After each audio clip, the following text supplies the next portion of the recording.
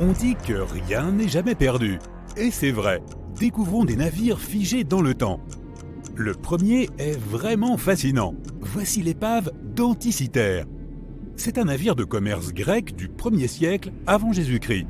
Il est situé sur la côte est de l'île grecque d'Anticythère, au point de convergence des mers Égée et Méditerranée. Environ 2000 ans plus tard, en 1900, un groupe de plongeurs grecs à la recherche d'éponges a découvert l'épave. Ils se rendaient en Tunisie, mais ont été obligés de se mettre à l'abri d'une tempête sur une île voisine. Comme ils ne pouvaient aller nulle part à cause de la tempête, ils ont décidé de chercher des éponges jusqu'à ce que le temps se calme. L'un des plongeurs a découvert l'épave du bateau à une profondeur d'environ 40 mètres. La chasse aux éponges s'est donc transformée en chasse au trésor. Le capitaine du bateau des plongeurs a informé les autorités grecques de leur trouvaille et 2 autres navires ont été envoyés vers l'épave. L'opération de récupération a été couronnée de succès et les artefacts se trouvent désormais au Musée national archéologique d'Athènes. Ils comprennent 3 chevaux en marbre, grandeur nature, des bijoux, des pièces de monnaie et des centaines d'œuvres d'art, dont une statue colossale d'Héraclès de 2 mètres de haut. Parmi ces trésors, l'éphèbe d'Anticythère, une statue en bronze d'un jeune homme, a attiré davantage l'attention que les autres. Car l'éphèbe ne correspond à aucun modèle iconographique familier et il n'existe aucune copie connue de son type. Il tient un objet sphérique dans sa main. Les experts ont émis différentes hypothèses sur l'identité de ce personnage, mais elles ne font pas encore l'objet d'un consensus. Plus de 70 ans plus tard, Jacques-Yves Cousteau et son équipe se sont rendus dans la région et ont récupéré des centaines d'autres artefacts, ainsi que les restes de 4 personnes. Fait intéressant, ils ont aussi découvert un ensemble complexe d'engrenages imbriqués, capables de prédire le mouvement du Soleil, de la Lune et de plusieurs planètes. Le mécanisme peut aussi indiquer les heures des éclipses solaires et lunaires des années à l'avance.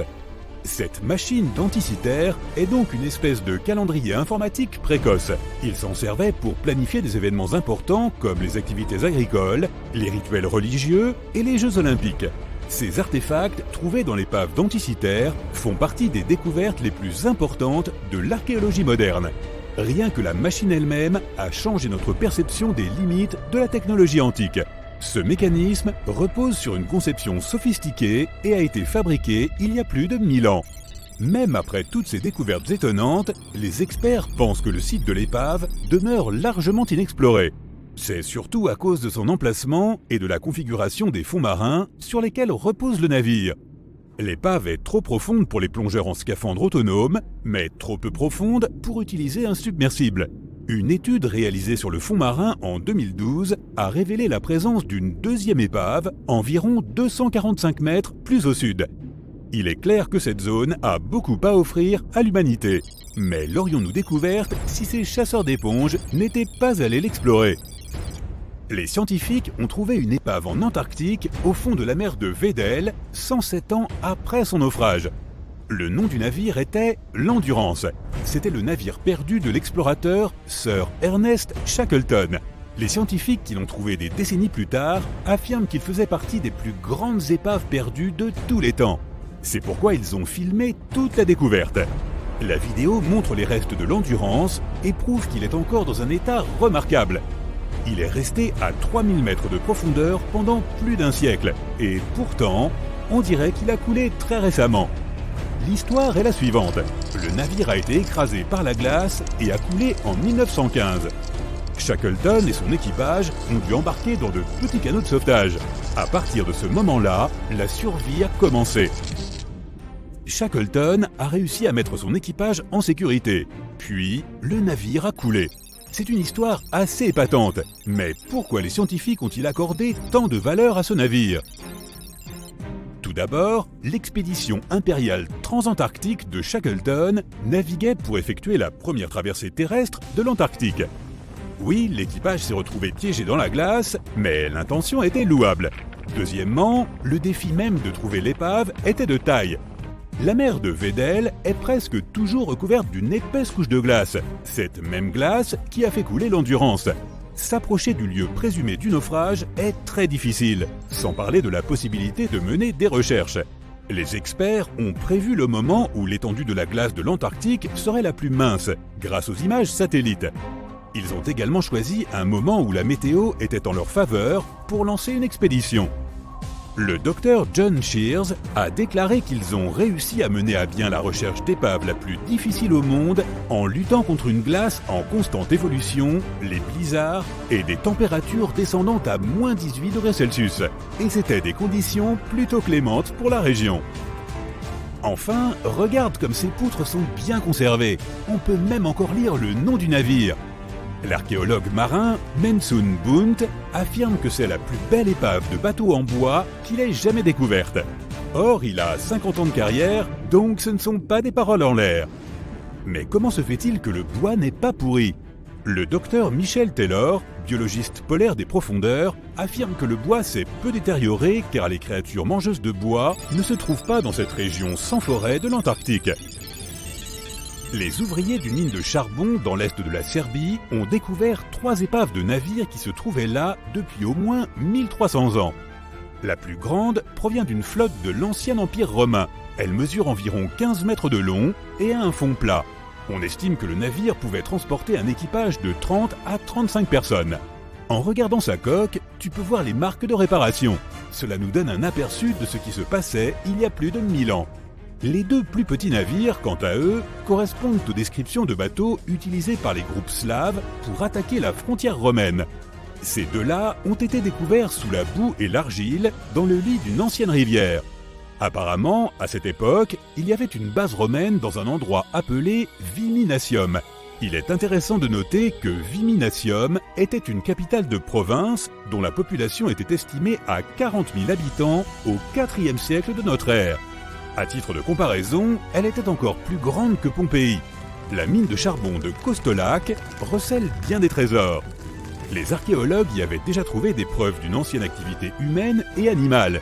Ainsi, en 2012, les experts ont trouvé les os d'au moins 5 mammouths laineux, lesquels se sont éteints il y a environ 10 000 ans. Des archéologues canadiens ont retrouvé un navire 150 ans après sa disparition dans les eaux de l'Arctique du Canada. Ce navire marchand s'appelle le HMS Investigator.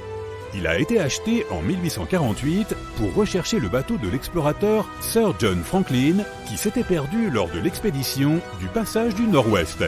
Le HMS Investigator a donc quitté la Grande-Bretagne en 1850 pour cette opération de sauvetage.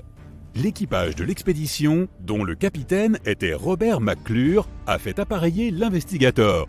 Il a réalisé que ce qu'il cherchait se trouvait dans la dernière étape du passage du Nord-Ouest, la route maritime à travers l'Amérique du Nord.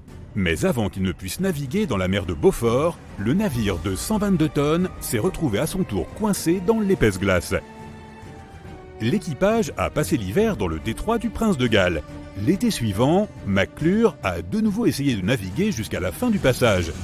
Mais la glace lui a de nouveau barré la route. Là aussi, l'équipage a été obligé de quitter le navire. Il a dirigé l'équipage vers la baie de Mercy. Ils ont dû y rester jusqu'en 1853, lorsque l'équipage du HMS Resolute les a enfin secourus. Le voyage a commencé comme n'importe quel autre. Le cargo SS Cotopaxi entame une nouvelle traversée vers la Havane, à Cuba, pour livrer du charbon. Nous sommes le 29 novembre 1925, mais pour le capitaine Meyer et son équipage, le départ du port de Charleston en Caroline du Sud sera le début du dernier voyage du navire. Son itinéraire passe par le triangle de Bermude. 2 jours après avoir entamé le voyage, le Cotopaxi envoie un signal de détresse. Il a été pris dans une forte tempête tropicale et s'est renversé sur le côté. Le vent était très fort et il y avait aussi de puissants éclairs. La pluie a peu à peu rempli la cave du navire. Puis il y a eu un éclair blanc et le bateau a disparu sans laisser de traces. Plus tard, son épave est retrouvée dans le désert de Gobi qui se trouve dans une toute autre partie du monde. Les 32 membres de l'équipage, y compris le capitaine, sont portés disparus. Bien sûr, la partie concernant le désert de Gobi est fictive, mais pour l'un de ses films, Steven Spielberg a eu l'idée de faire déplacer le navire par des extraterrestres. Pourtant, dans la réalité, le navire n'a jamais été retrouvé et son équipage n'a vraiment laissé aucune trace. Il a été officiellement déclaré disparu 1 mois plus tard et personne n'a retrouvé l'épave. Cela semble être un cas classique d'événements mystérieux qui se produisent dans le triangle des Bermudes. Mais la plupart des mystères sont résolus tôt ou tard. En 2020, le Cotopaxi a en effet été retrouvé. Un homme du nom de Michael Barnett s'est installé en Floride pour étudier les épaves au large des côtes. Une épave en particulier a attiré son attention. Elle était beaucoup plus grande que les autres, et les locaux la surnommaient l'épave de l'ours. Elle se trouvait à environ 60 km de Sainte-Augustine, dans le nord de la Floride. Mais personne n'avait jamais réussi à identifier la coque rouillée. Alors Michael a commencé à faire un travail de détective. Il a mesuré la taille de l'épave et a commencé à travailler sur toutes les informations qu'il a pu glaner. Il a fait des recherches dans des centaines de vieux journaux, a feuilleté les dossiers d'assurance et a examiné les artefacts trouvés sur l'épave. Après des centaines d'heures de travail acharné, Michael en était désormais persuadé. C'était bien le Cotopaxi. Mais quelques années auparavant, une rumeur avait circulé selon laquelle ce même navire avait été retrouvé au large des côtes de Cuba. Les gardes-côtes avaient retrouvé l'épave d'un cargo de la même taille qui ressemblait beaucoup à celui qui avait été perdu en 1925. Michael était convaincu qu'il se trompait, alors il s'est associé à des journalistes scientifiques et a continué à enquêter. Bientôt, ils ont découvert quelque chose qui semblait confirmer la théorie de Michael. Des plongeurs ont trouvé des valves en laiton avec les lettres SV dans l'épave du navire. Michael a suggéré que ces initiales faisaient référence à la Scott Valve Manufacturing Company. Le siège de cette société se trouvait dans le Michigan, non loin de l'endroit où le Cotopaxi avait été construit. La société avait probablement fourni des pièces pour le Cotopaxi. L'énigme semblait donc résolue. L'épave de l'ours était en fait le cargo manquant. Mais Michael devait encore découvrir pourquoi le navire avait coulé. Quelque chose de mystérieux est-il vraiment arrivé au Cotopaxi dans le triangle des Bermudes ?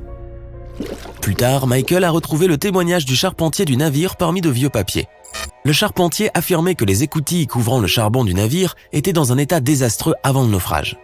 Les travaux de réparation des panneaux n'étaient pas terminés avant que l'équipage n'ait reçu l'ordre de partir pour Cuba. Donc si les panneaux d'écoutille étaient encore endommagés pendant le voyage, l'eau aurait pu facilement s'infiltrer à bord. Cette eau a probablement inondé la cale pendant la tempête tropicale. C'est sans doute la véritable raison pour laquelle le Cotopaxi a coulé. Il n'y avait vraiment rien de mystérieux là-dedans, juste une erreur commise par des gens ordinaires. Ce n'est là qu'un exemple parmi des dizaines, voire des centaines de navires et d'avions disparus dans le triangle des Bermudes. On ne sait toujours pas expliquer certains de ces incidents. Il semble qu'il y ait vraiment quelque chose de bizarre qui se passe là-bas. L'un de ces événements étranges s'est produit en 1948. Un avion de ligne se dirigeait vers Miami depuis San Juan, Porto Rico.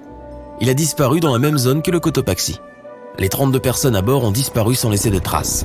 Le ciel était pourtant dégagé pendant tout le vol, mais les experts pensent que lorsque l'avion se trouvait à environ 75 km de la côte, il a pu être frappé par un fort vent qui l'a fait dévier de sa trajectoire. Des années plus tard, un avion similaire a été retrouvé dans la région du triangle des Bermudes. Mais comme personne n'a pu établir l'immatriculation, il était impossible de dire avec certitude s'il s'agissait du même aéronef. Un événement encore plus étrange s'est produit peu de temps avant, en 1945. 5 avions ont disparu en même temps. Des pilotes stagiaires s'exerçaient à la navigation, mais quand ils ont terminé, il semble qu'ils n'aient pas pu retrouver leur chemin et qu'ils aient disparu. Beaucoup de gens pensent qu'ils sont tombés en panne de carburant. Cela semble probable, mais les circonstances étaient quand même très étranges. Les stagiaires étaient supervisés par un pilote expérimenté qui avait 2500 heures de vol à son actif. Jamais il n'aurait laissé un groupe de pilotes débutants s'éloigner autant de leur base. Encore aujourd'hui, les gens débattent de ce qui aurait pu se passer. Certains insistent sur le fait que les pilotes ont rencontré quelque chose de surnaturel dans le triangle des Bermudes. Mais qui sait ? Et voici un autre événement étrange qui s'est produit là-bas et qu'aucun expert n'a jamais pu expliquer. Le voyage dans le temps. En 1970, Bruce Gernon pilotait un avion entre l'île d'Andros et la côte de Floride. Alors qu'il se trouvait à 3500 mètres d'altitude, un nuage géant est apparu devant lui. Il grossissait à vue d'œil et le pilote n'a pas eu d'autre choix que de le traverser. Dès qu'il l'a fait, l'avion a été plongé dans l'obscurité. C'était comme si le jour s'était transformé en nuit en une fraction de seconde. Soudain, Bruce a commencé à voir des éclairs de lumière blanche autour de lui. Il était si brillant qu'ils illuminaient tout le ciel. Mais il était sûr que ce n'était pas des éclairs, même s'il ne pouvait pas vraiment expliquer ce que c'était. L'avion a continué à traverser l'étrange nuage pendant près d'une demi-heure. Bruce a remarqué que le nuage avait changé de forme pendant ce temps. L'espace autour de l'avion s'est transformé en un tunnel. Puis le tunnel a commencé à se rétrécir. Bruce est devenu très nerveux alors qu'il essayait de faire face aux commandes de l'avion.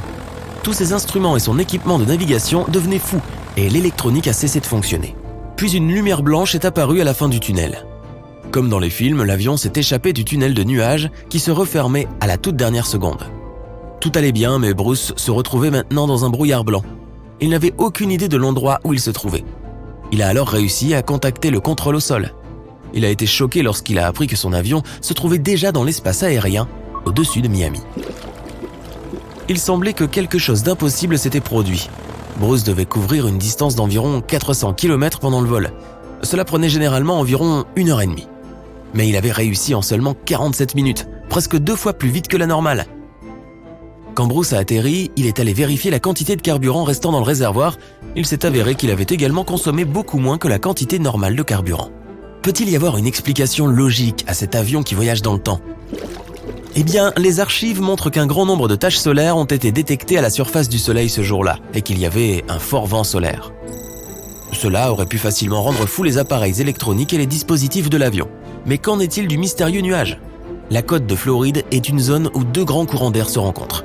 L'un a une pression élevée et l'autre une pression faible.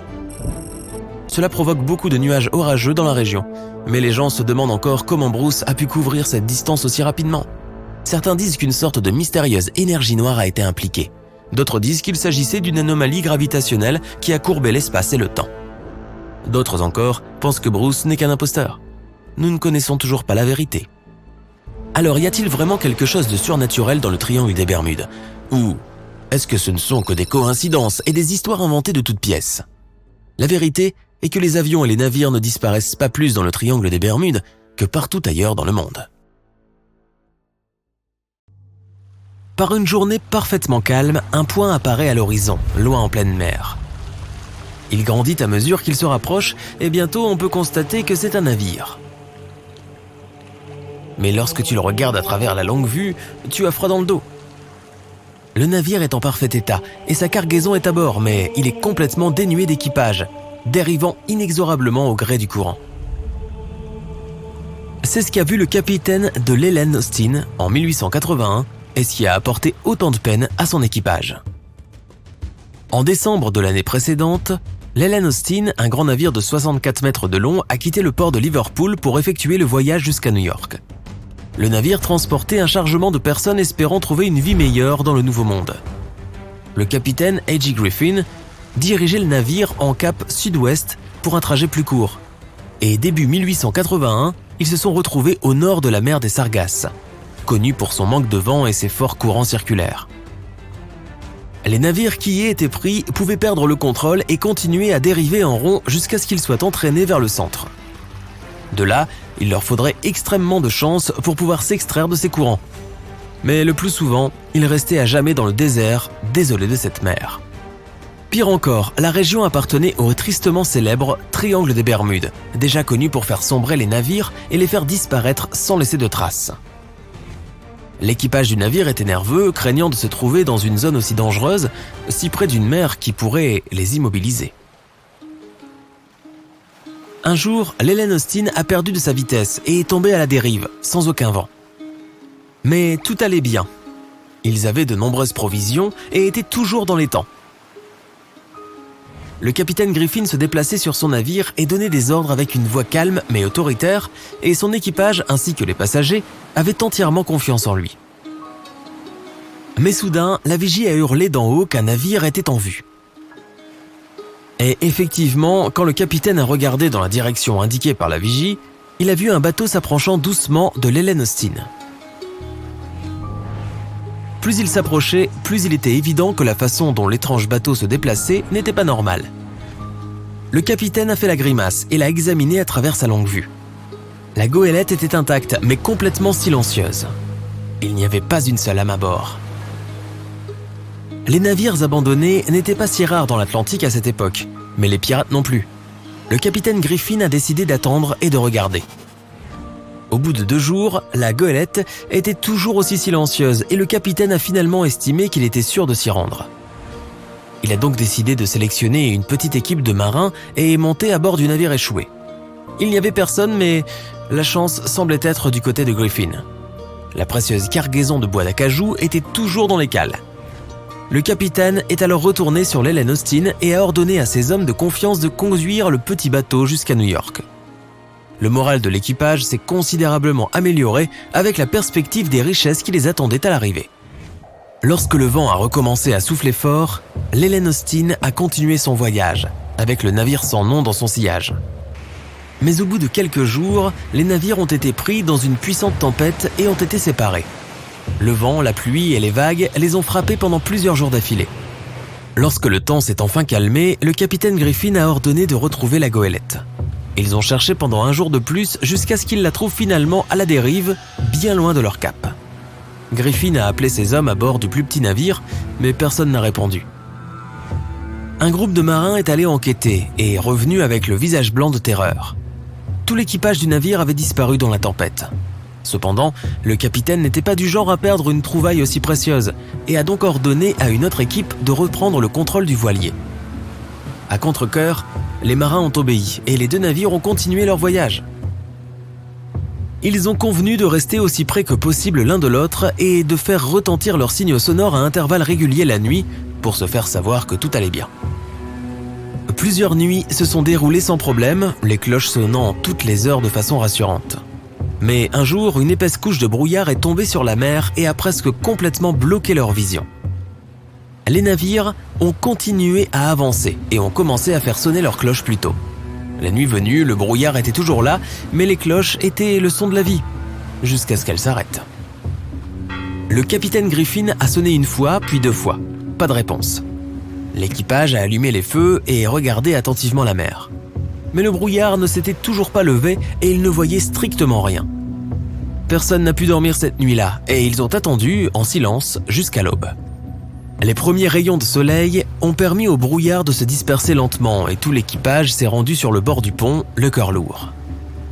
Il y avait encore de l'espoir en eux, jusqu'à ce que les dernières particules de brouillard se lèvent, révélant un vaste océan calme et surtout vide. La goélette sans nom avait disparu, tout comme la deuxième équipe des marins de l'Helen Austin. Le navire a fait le reste du chemin jusqu'à New York dans un silence de plomb. Une fois arrivé au port, les passagers n'étaient que trop heureux de quitter le navire. Cela a été le dernier voyage de ce navire sous le nom d'Helen Austin. La même année, il a été vendu à une compagnie maritime allemande et renommé Meta. Personne n'a jamais retrouvé la goélette abandonnée ni les marins qui ont disparu avec elle. Et ce serait probablement la fin de cette histoire mystérieuse et irrésolue si elle contenait un tant soit un peu de vérité. En réalité, aucune des choses énigmatiques de ce récit ne s'est réellement produite. L'Helen Austin a en effet quitté Liverpool et s'est dirigée vers le sud-ouest, en direction de New York, et son capitaine était bel et bien A.J. Griffin. Il emmenait bien des gens sur le continent américain, mais à partir de là, l'histoire se casse la figure. Tout d'abord, le navire est allé beaucoup trop loin au nord pour croiser la mer des Sargasses. Il n'y avait tout simplement aucune raison de faire un détour aussi important. Même si les vents d'ouest étaient forts, il était quand même plus rapide de les prendre de front que d'aller vers le sud. L'Helen Austin n'était donc probablement pas à proximité de la mer des Sargasses, ni du triangle des Bermudes. Deuxièmement, il a été prouvé à maintes reprises que le triangle lui-même n'est rien d'autre qu'une œuvre de fiction. En fait, il a gagné en popularité au milieu du XXe siècle, alors que personne n'avait même pensé à dessiner un triangle dans la région des Bermudes avant cela. Le mystère a été popularisé par les auteurs de science-fiction et est devenu un mythe courant, alors qu'aucune recherche sérieuse n'a prouvé qu'il était plus dangereux qu'une quelconque autre partie des océans. Ainsi, l'équipage de l'Helen Austin ne connaissait même pas le triangle des Bermudes à l'époque, et encore moins en avait-il peur. Troisièmement, toute l'histoire a été racontée et relayée par des magazines à sensation et des personnalités aimant le mystère, avec des détails toujours changeants. Elle a été publiée pour la première fois dans un journal en 1906 et avait déjà une date erronée. L'article disait que le voyage avait eu lieu en 1891 au lieu de 1881. Plus tard, l'histoire a refait surface en 1935 à la radio avec un nom de capitaine erroné, c'était Baker, et pas Griffin. La date était également fausse, affirmant que le voyage avait eu lieu en août 1881, alors que l'Helen Austin avait déjà été rebaptisée Meta. La légende a continué à prendre ampleur avec d'autres détails étranges, comme la route du navire de Londres jusqu'à Terre-Neuve, ce qui ne fut jamais le cas. Mais le démantèlement final est venu des archives de la Lloyd's de Londres, le marché de l'assurance maritime qui tient tous les registres des itinéraires des navires de commerce et d'émigration. Les documents qui s'y trouvent indiquent qu'en février 1881, l'Helen Austin a effectué son voyage transatlantique vers New York sans incident. Le capitaine H.G. Griffin a débarqué du navire avec tout son équipage bien au chaud et n'a déclaré aucune perte pendant le voyage. Celui-ci a duré plus de 2 mois car le navire a dû affronter de forts vents d'ouest qui l'ont repoussé vers la Grande-Bretagne. L'équipage n'a fait état d'aucune rencontre étrange en cours de route et le voyage a été aussi ennuyeux qu'il pouvait l'être. Et même les passagers ont dû sourire lorsqu'ils ont enfin mis le pied sur le sol américain, ignorant l'histoire bidon à laquelle ils allaient être mêlés. Nous sommes le 12 avril 2212. C'est une date importante pour l'humanité, le 300e anniversaire du lancement du légendaire Titanic. Les meilleurs ingénieurs du monde ont collaboré pendant des années pour présenter leur chef-d'œuvre au public, le Space-Tanic. Et ils l'ont fini juste à temps. Le glorieux vaisseau spatial attend dans son port sous les feux de la rampe, photographié par des milliers de personnes. Le voyage a été prévu pour le 12 avril, tout comme il y a 300 ans. Enfin, le grand jour est arrivé. Les passagers vont monter à bord du plus magnifique vaisseau spatial de l'époque. Ils le qualifient d'impénétrable. Il compte 12 ponts, en partant de la 3e classe, la plus proche du fond, à la 1re classe, la plus luxueuse, en haut, avec vue panoramique sur l'espace. Le navire se prépare au lancement. Les moteurs démarrent, le compte à rebours a commencé. Et le Space-Tanic décolle vers le ciel. Il devient rapidement une simple tache dans le grand ciel et disparaît ensuite. Le premier jour de vol se passe parfaitement. Le vaisseau quitte l'atmosphère terrestre en moins d'1 heure et les passagers profitent de la vue magnifique de l'extérieur. Cette belle planète bleue et verte sur le fond vide et noir de l'espace. Le vaisseau ralentit un peu lorsqu'il arrive dans l'orbite. Il y a trop de satellites et de débris spatiaux qui tournent autour de la Terre. Le Space-Tanic doit faire attention à manœuvrer autour des morceaux de métal qui flottent à 0 G. L'un d'eux se dirige droit vers le vaisseau. Mais il vire sur les brûleurs latéraux et s'écarte juste à temps. Le morceau de ferraille passe sans encombre. Enfin, le navire sort de la zone de danger et se retrouve dans le grand noir. Il allume les rétropropulseurs pour accélérer et se dirige vers le côté lumineux de la Lune. Ce sera la première destination de l'excursion. La planète devient progressivement plus petite et peu à peu, à mi-chemin du satellite naturel, les gens à bord peuvent s'émerveiller de la vue imprenable sur le Soleil. L'énorme boule de plasma en combustion est plus grande et plus brillante que jamais dans cette obscurité cosmique. Soudain, le capitaine du navire fait une annonce. Tous les passagers sont invités à se rendre sur les ponts de promenade pour assister au déploiement des panneaux solaires. Les gens sortent pour se délecter de la vue. Les panneaux argentés et noirs sortent lentement de leur fente de confinement et le Space-Tanic prend enfin sa véritable forme. Alors que l'énergie du Soleil commence à affluer dans le vaisseau, les propulseurs tournent au minimum. Le vaisseau spatial est maintenant en mode collecte d'énergie. Pour que le voyage vers Mars ne dure que quelques jours, il doit effectuer une sorte de saut vers sa destination. 5 heures après, une deuxième annonce retentit à bord. Le navire s'approche de la Lune et les passagers sont invités à observer le satellite de près. Le Space-Tanic passe à plusieurs milliers de kilomètres et la Lune semble énorme. Tous les cratères du satellite, même les plus petits, sont visibles à l'œil nu. La vue est exceptionnelle. La Lune reste derrière et les lumières du vaisseau s'éteignent. Il n'y a pas de changement naturel du jour et de la nuit dans l'espace, donc l'équipage surveille l'heure et imite ce changement. Le jour suivant ne promet rien de vraiment intéressant, car il y aura une longue route entre la Lune et Mars. Les passagers se rendent à leur cabine pour dormir. Les 2 jours suivants se déroulent sans incident. Sur les ponts, de nombreux divertissements sont disponibles pour les clients, des salles de sport et des piscines, aux salles de jeux et de danse. Les voyageurs se promènent sur les ponts pour profiter de la vue sereine sur l'espace. Tout se passe normalement. Le 4e jour, le capitaine annonce enfin que le Space-Tanic se prépare pour le grand saut vers leur destination dans 30 minutes. Le moment venu, les passagers ne ressentent qu'une légère traction alors que l'énorme vaisseau fait un saut dans l'espace-temps et arrive dans les alentours de Mars. De nombreux passagers sortent pour regarder la planète rouge qui est déjà visible dans les sombres abysses.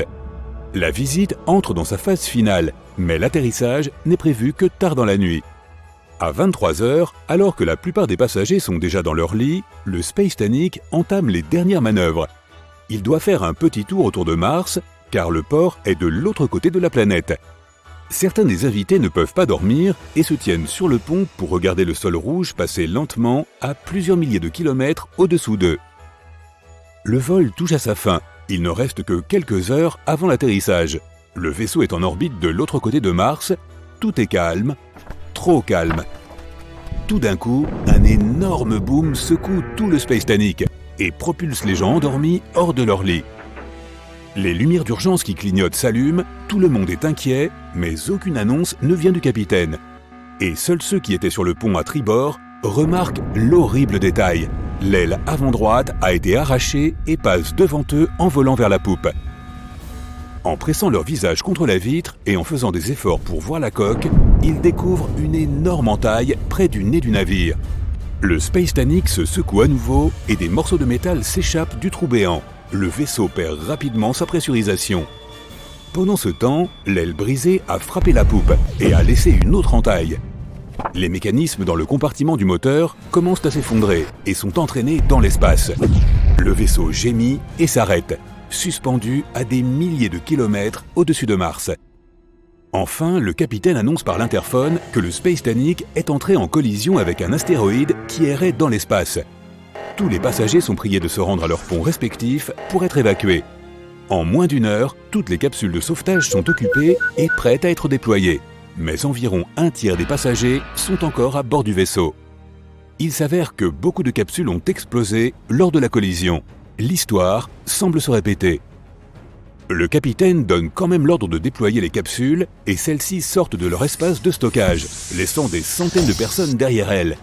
Certaines personnes sont parties sans des membres de leur famille, ne sachant pas quel sort les attend. Les capsules flottent dans l'espace pendant quelques secondes, puis allument leurs propulseurs pour se diriger vers la surface de Mars. Mais voici un autre ordre du capitaine. Tout le monde doit descendre dans sa cabine et mettre la combinaison pressurisée qui se trouve sous le lit. Alors que les passagers s'empressent d'obtempérer, le Space Titanic envoie des signaux de détresse à Mars et à tous ceux qui se trouvent à proximité. À 160 000 km de là, un grand navire de commerce, le Leonia, capte le signal et se dépêche de lui porter secours. Le grincement et les gémissements à bord du Space Titanic deviennent de plus en plus frénétiques. Les gens sont assis en silence dans leur cabine. Le silence règne à bord, à l'exception des bruits du vaisseau qui se désintègre lentement. Et puis, soudain, un craquement très fort résonne dans tout le Space Titanic et le vaisseau se brise en deux. Une gigantesque fracture se fait du haut jusqu'en bas et coupe presque complètement la moitié du pont. Le verre pressurisé qui recouvre les ponts se brise en millions de morceaux qui s'envolent lentement du vaisseau. Une fois les ponts dépressurisés, les gens et les objets sont emportés dans l'espace. Heureusement, tous les passagers et l'équipage portent leur combinaison comme prévu. Mais ils n'ont qu'une heure environ avant de manquer d'oxygène. Les gens s'aident les uns les autres en flottant ensemble et en ramenant dans leur groupe les personnes isolées. Ils peuvent à peine contrôler la manière dont ils flottent, mais ils parviennent quand même à mettre un peu d'ordre dans tout ce chaos.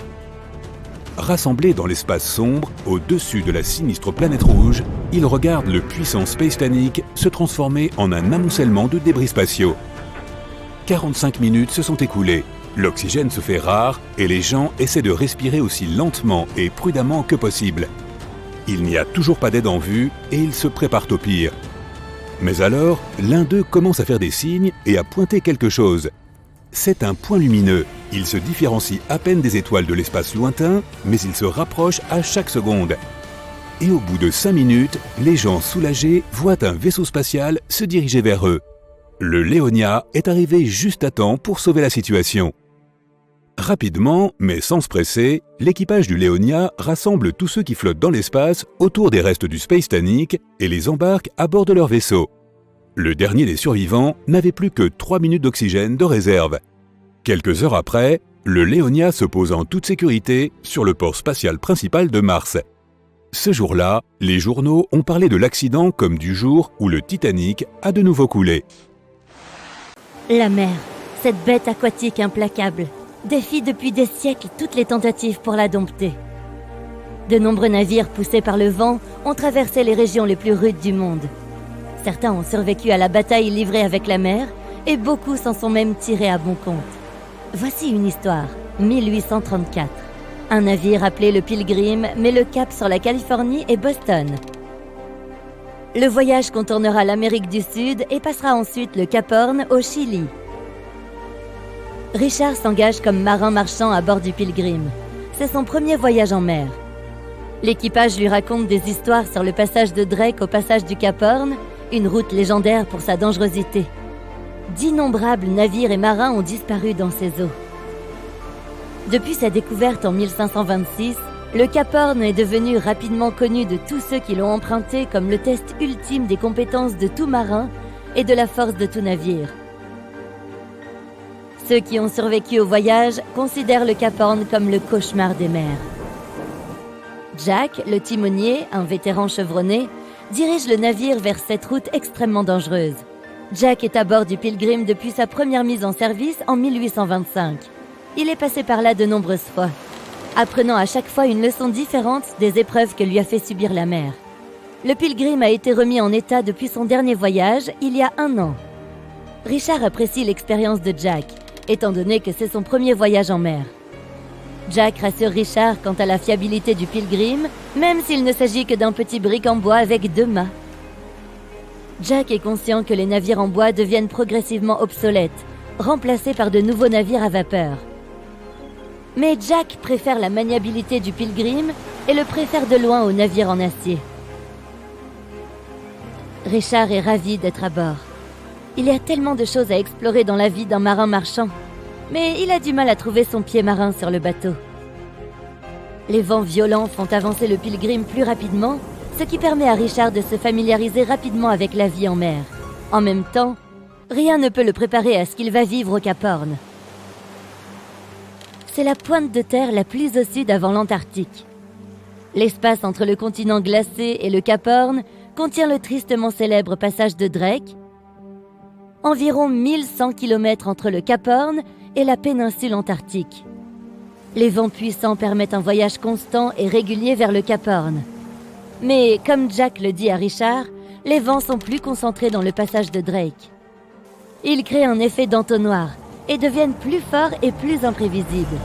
Richard n'est pas sûr de ce que cela pourrait signifier pour le Pilgrim, mais comprend qu'il n'y a pas de route plus facile pour voyager autour de l'Amérique du Sud. Quelques jours passent. Le Pilgrim navigue près des nombreuses îles qui constituent la côte ouest du Chili.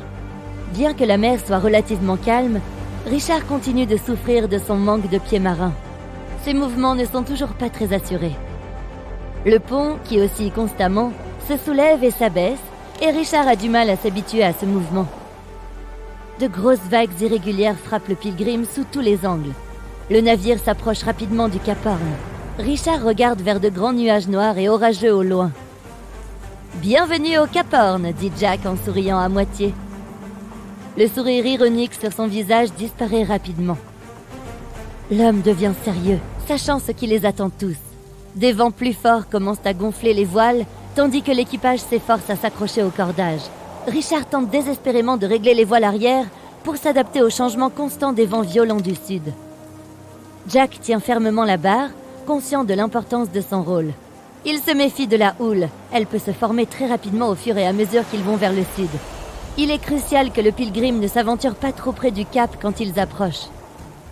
La grande obscurité qui était au loin est maintenant tout autour d'eux et remplit le ciel dans toutes les directions. Les nuages noircis projettent de la pluie et de la grêle sur l'équipage qui tente de résister au temps déchaîné. Le capitaine dirige Jack à la barre et change la direction du navire. La température a considérablement baissé. Il essaie de garder l'eau loin de ses yeux et se tourne vers la proue bâbord afin d'offrir à son visage une brève pause de la torture du vent. En regardant au loin, l'homme voit le Horn, seul, entouré de brume. C'est une vision obsédante. Il dirige le pèlerin le long de la côte du Horn, au fur et à mesure que la distance se réduit. Les vagues diminuent en hauteur, car les profondeurs deviennent plus petites. Mais ces vagues sont beaucoup plus raides, et leur angle peut causer plus de dommages aux navires en bois. Jack ne sait pas combien de ces vagues le Pilgrim peut supporter avant que la coque se brise. Richard, toujours posté au voile arrière, regarde l'eau et les icebergs qui flottent au loin. Il n'est pas sûr de leur taille réelle, puisqu'ils sont pour la plupart cachés sous l'eau. Mais il sait qu'il doit alerter Jack si l'un d'entre eux s'approche trop près. Un seul iceberg qui frappe le Pilgrim, et c'en sera fini de la coque, tout simplement.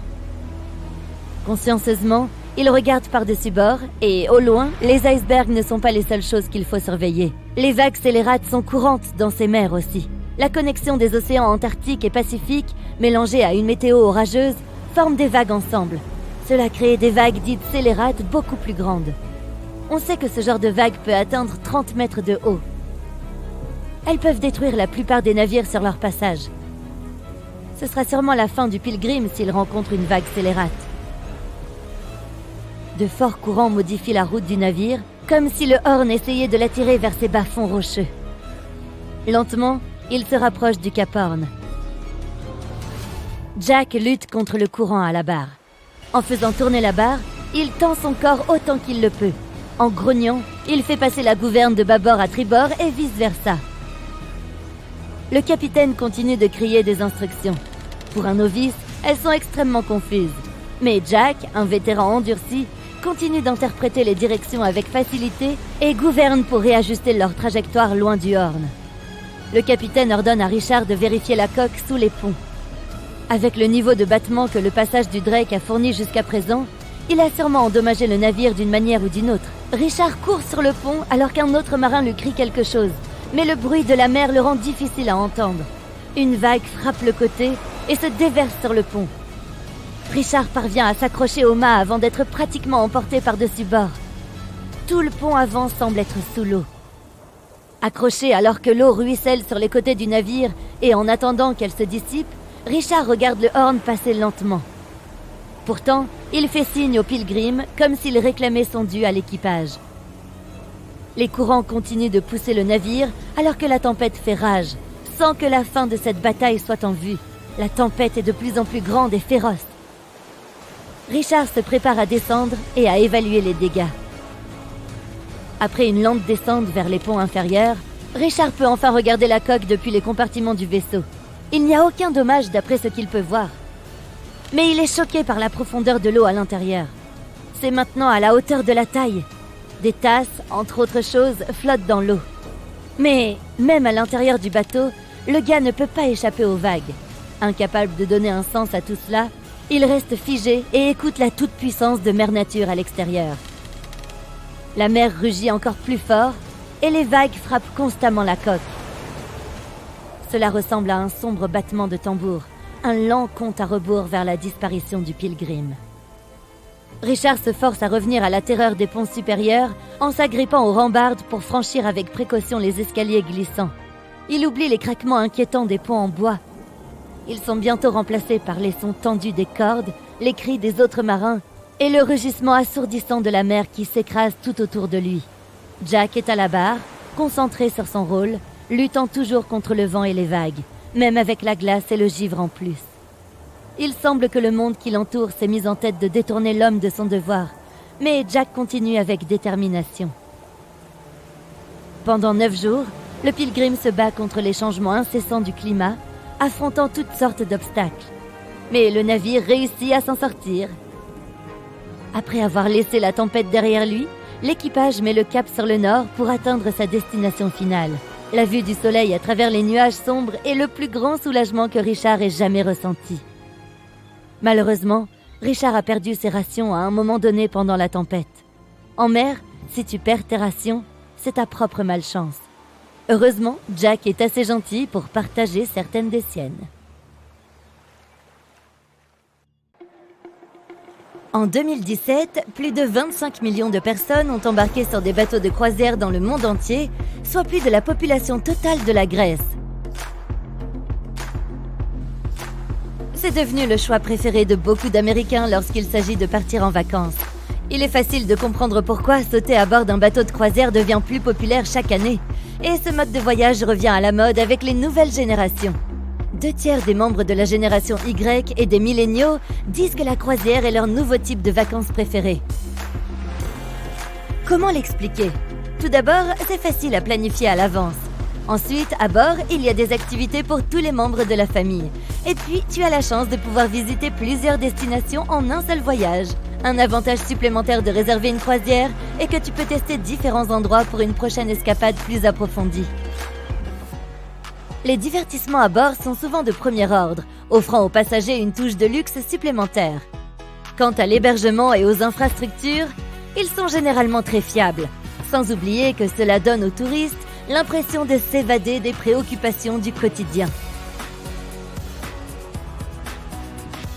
Royal Caribbean International est l'une des plus grandes compagnies de croisière au monde, avec un peu plus de 19% du marché en 2018.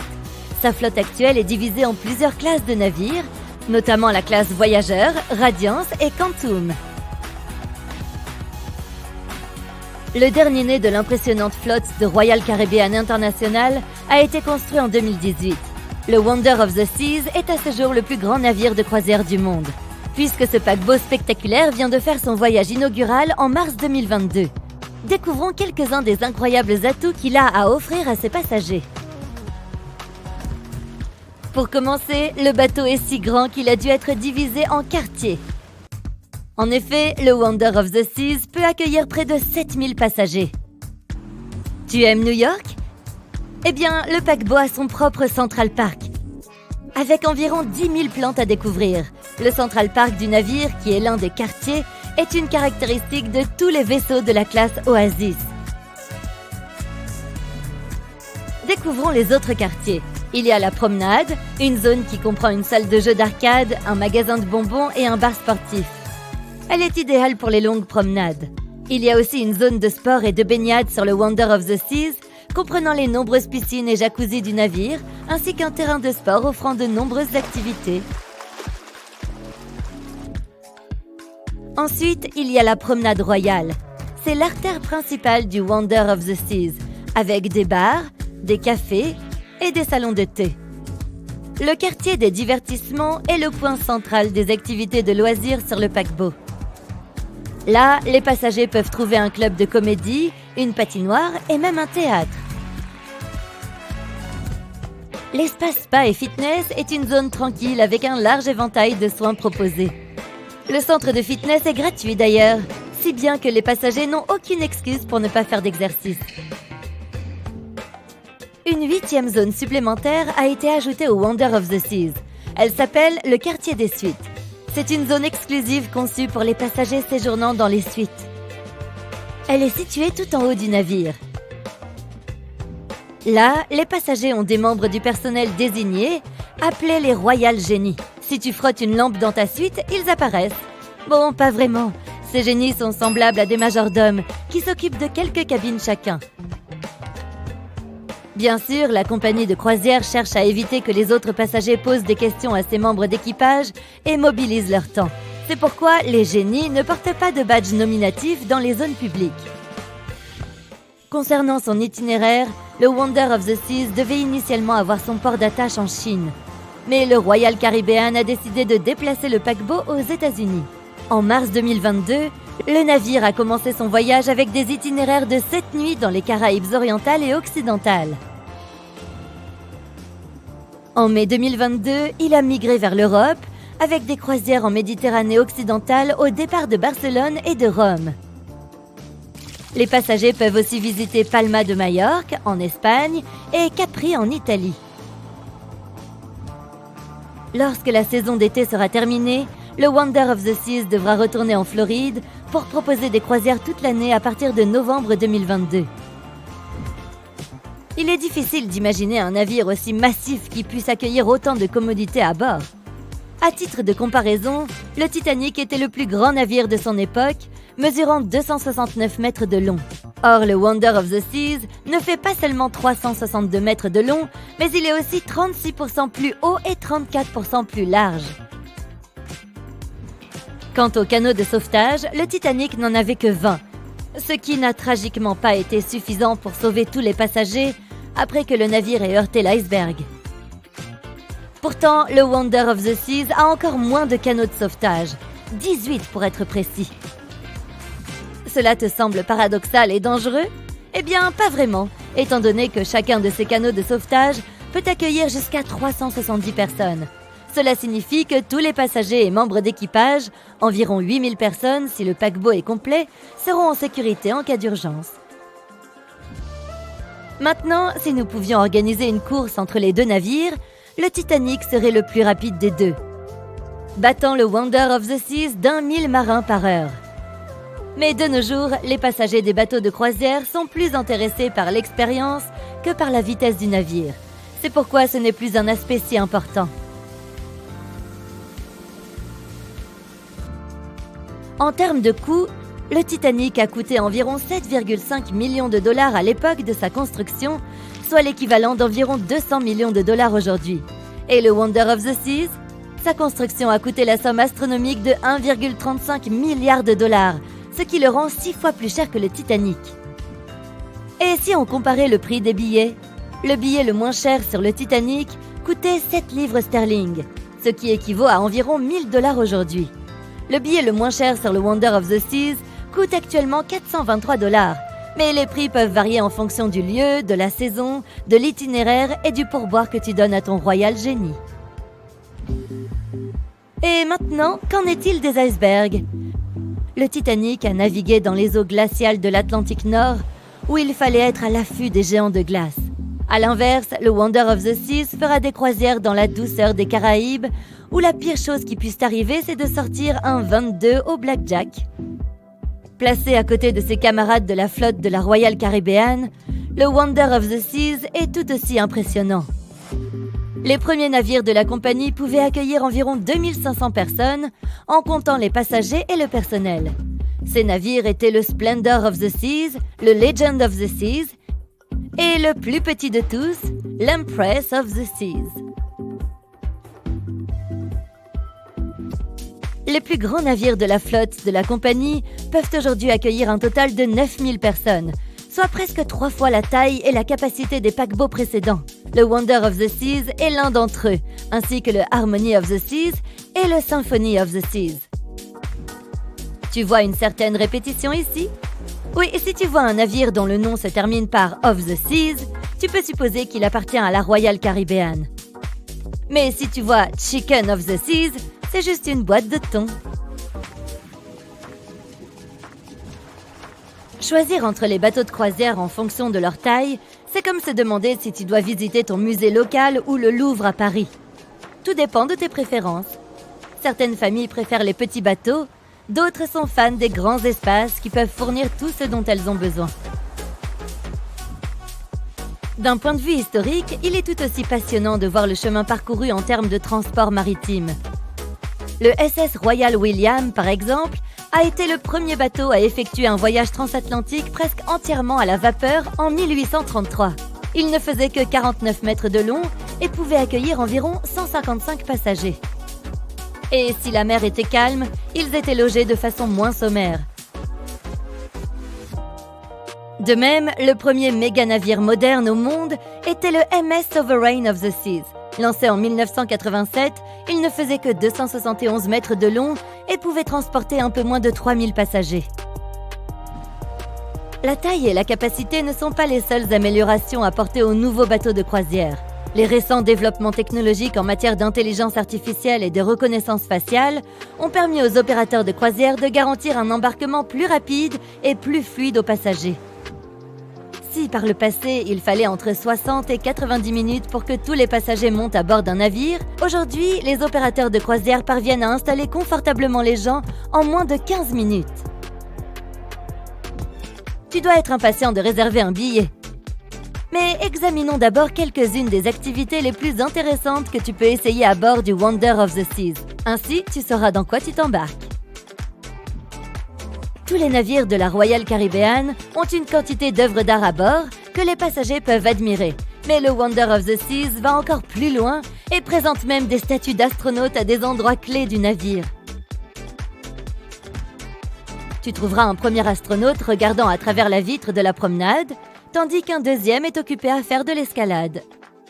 Le troisième et dernier astronaute est plutôt un fan de cinéma, puisque sa statue se trouve près de la salle de projection. Dans les zones qui n'ont pas accès à la lumière du soleil, le Wonder of the Seas propose des balcons virtuels. En cas de mauvais temps, les passagers peuvent toujours avoir une sensation d'extérieur, mais sans avoir à se protéger du vent ou de la pluie. Les adolescents ont aussi un endroit bien à eux réservé sur le navire. Il y a également un club spécial avec un jacuzzi privé, une zone de selfie, des jeux et des sièges confortables. La partie intérieure de ce club comprend un distributeur automatique, une collection intéressante de livres et des baby-foot. Il y a de quoi donner envie. Avril 1912 a été marqué par l'une des plus terribles tragédies de l'histoire du monde. Un paquebot de légende conçu pour être insubmersible à la pointe de l'ingénierie de son temps, l'énorme Titanic a coulé. Par cette nuit sombre et sans lune, le navire a manqué plusieurs occasions de pouvoir sauver ses passagers. Un autre bateau qui naviguait à quelques kilomètres de là aurait pu lui porter secours, ce qui n'a pas été le cas. Il ne s'agit pourtant pas d'un navire fantôme, pas plus qu'une légende ou une simple théorie. C'est une réalité documentée, mentionnée dans les archives et dans les déclarations de témoins qui la confirment. Alors pourquoi n'est-il pas venu en aide aux géants en détresse? Découvrons ce qui s'est passé cette nuit-là en examinant ces événements de 3 points de vue différents. Commençons par celui du principal intéressé, le Titanic. 23h30. La lune est voilée de nuages noirs. La visibilité est mauvaise. Tout est calme à bord. Sous la direction du capitaine, l'opérateur de communication reste en contact avec le continent par radio. À ce moment-là, un inconnu s'introduit sur la fréquence interrompant la communication de l'opérateur. On ne sait pas très bien ce que veut cet homme étrange et de quoi il parle. L'opérateur n'essaye pas de le comprendre. Il crie sur cet homme en lui demandant de se déconnecter. La connexion est interrompue. À 23h40, le Titanic s'écrase latéralement contre un iceberg. La glace brise la coque. L'eau commence à inonder les ponts inférieurs. Personne ne panique encore. 20 minutes plus tard, à minuit, l'équipage envoie un signal de détresse par radio. Peu de gens comprennent à quel point la situation est grave. Après 20 minutes, à minuit 20, on commence à descendre des canaux de sauvetage avec des passagers. À minuit 25, ils reçoivent une réponse au signal de détresse. C'est le RMS Carpathia. Leur capitaine rapporte qu'il navigue déjà à vitesse maximale vers le Titanic.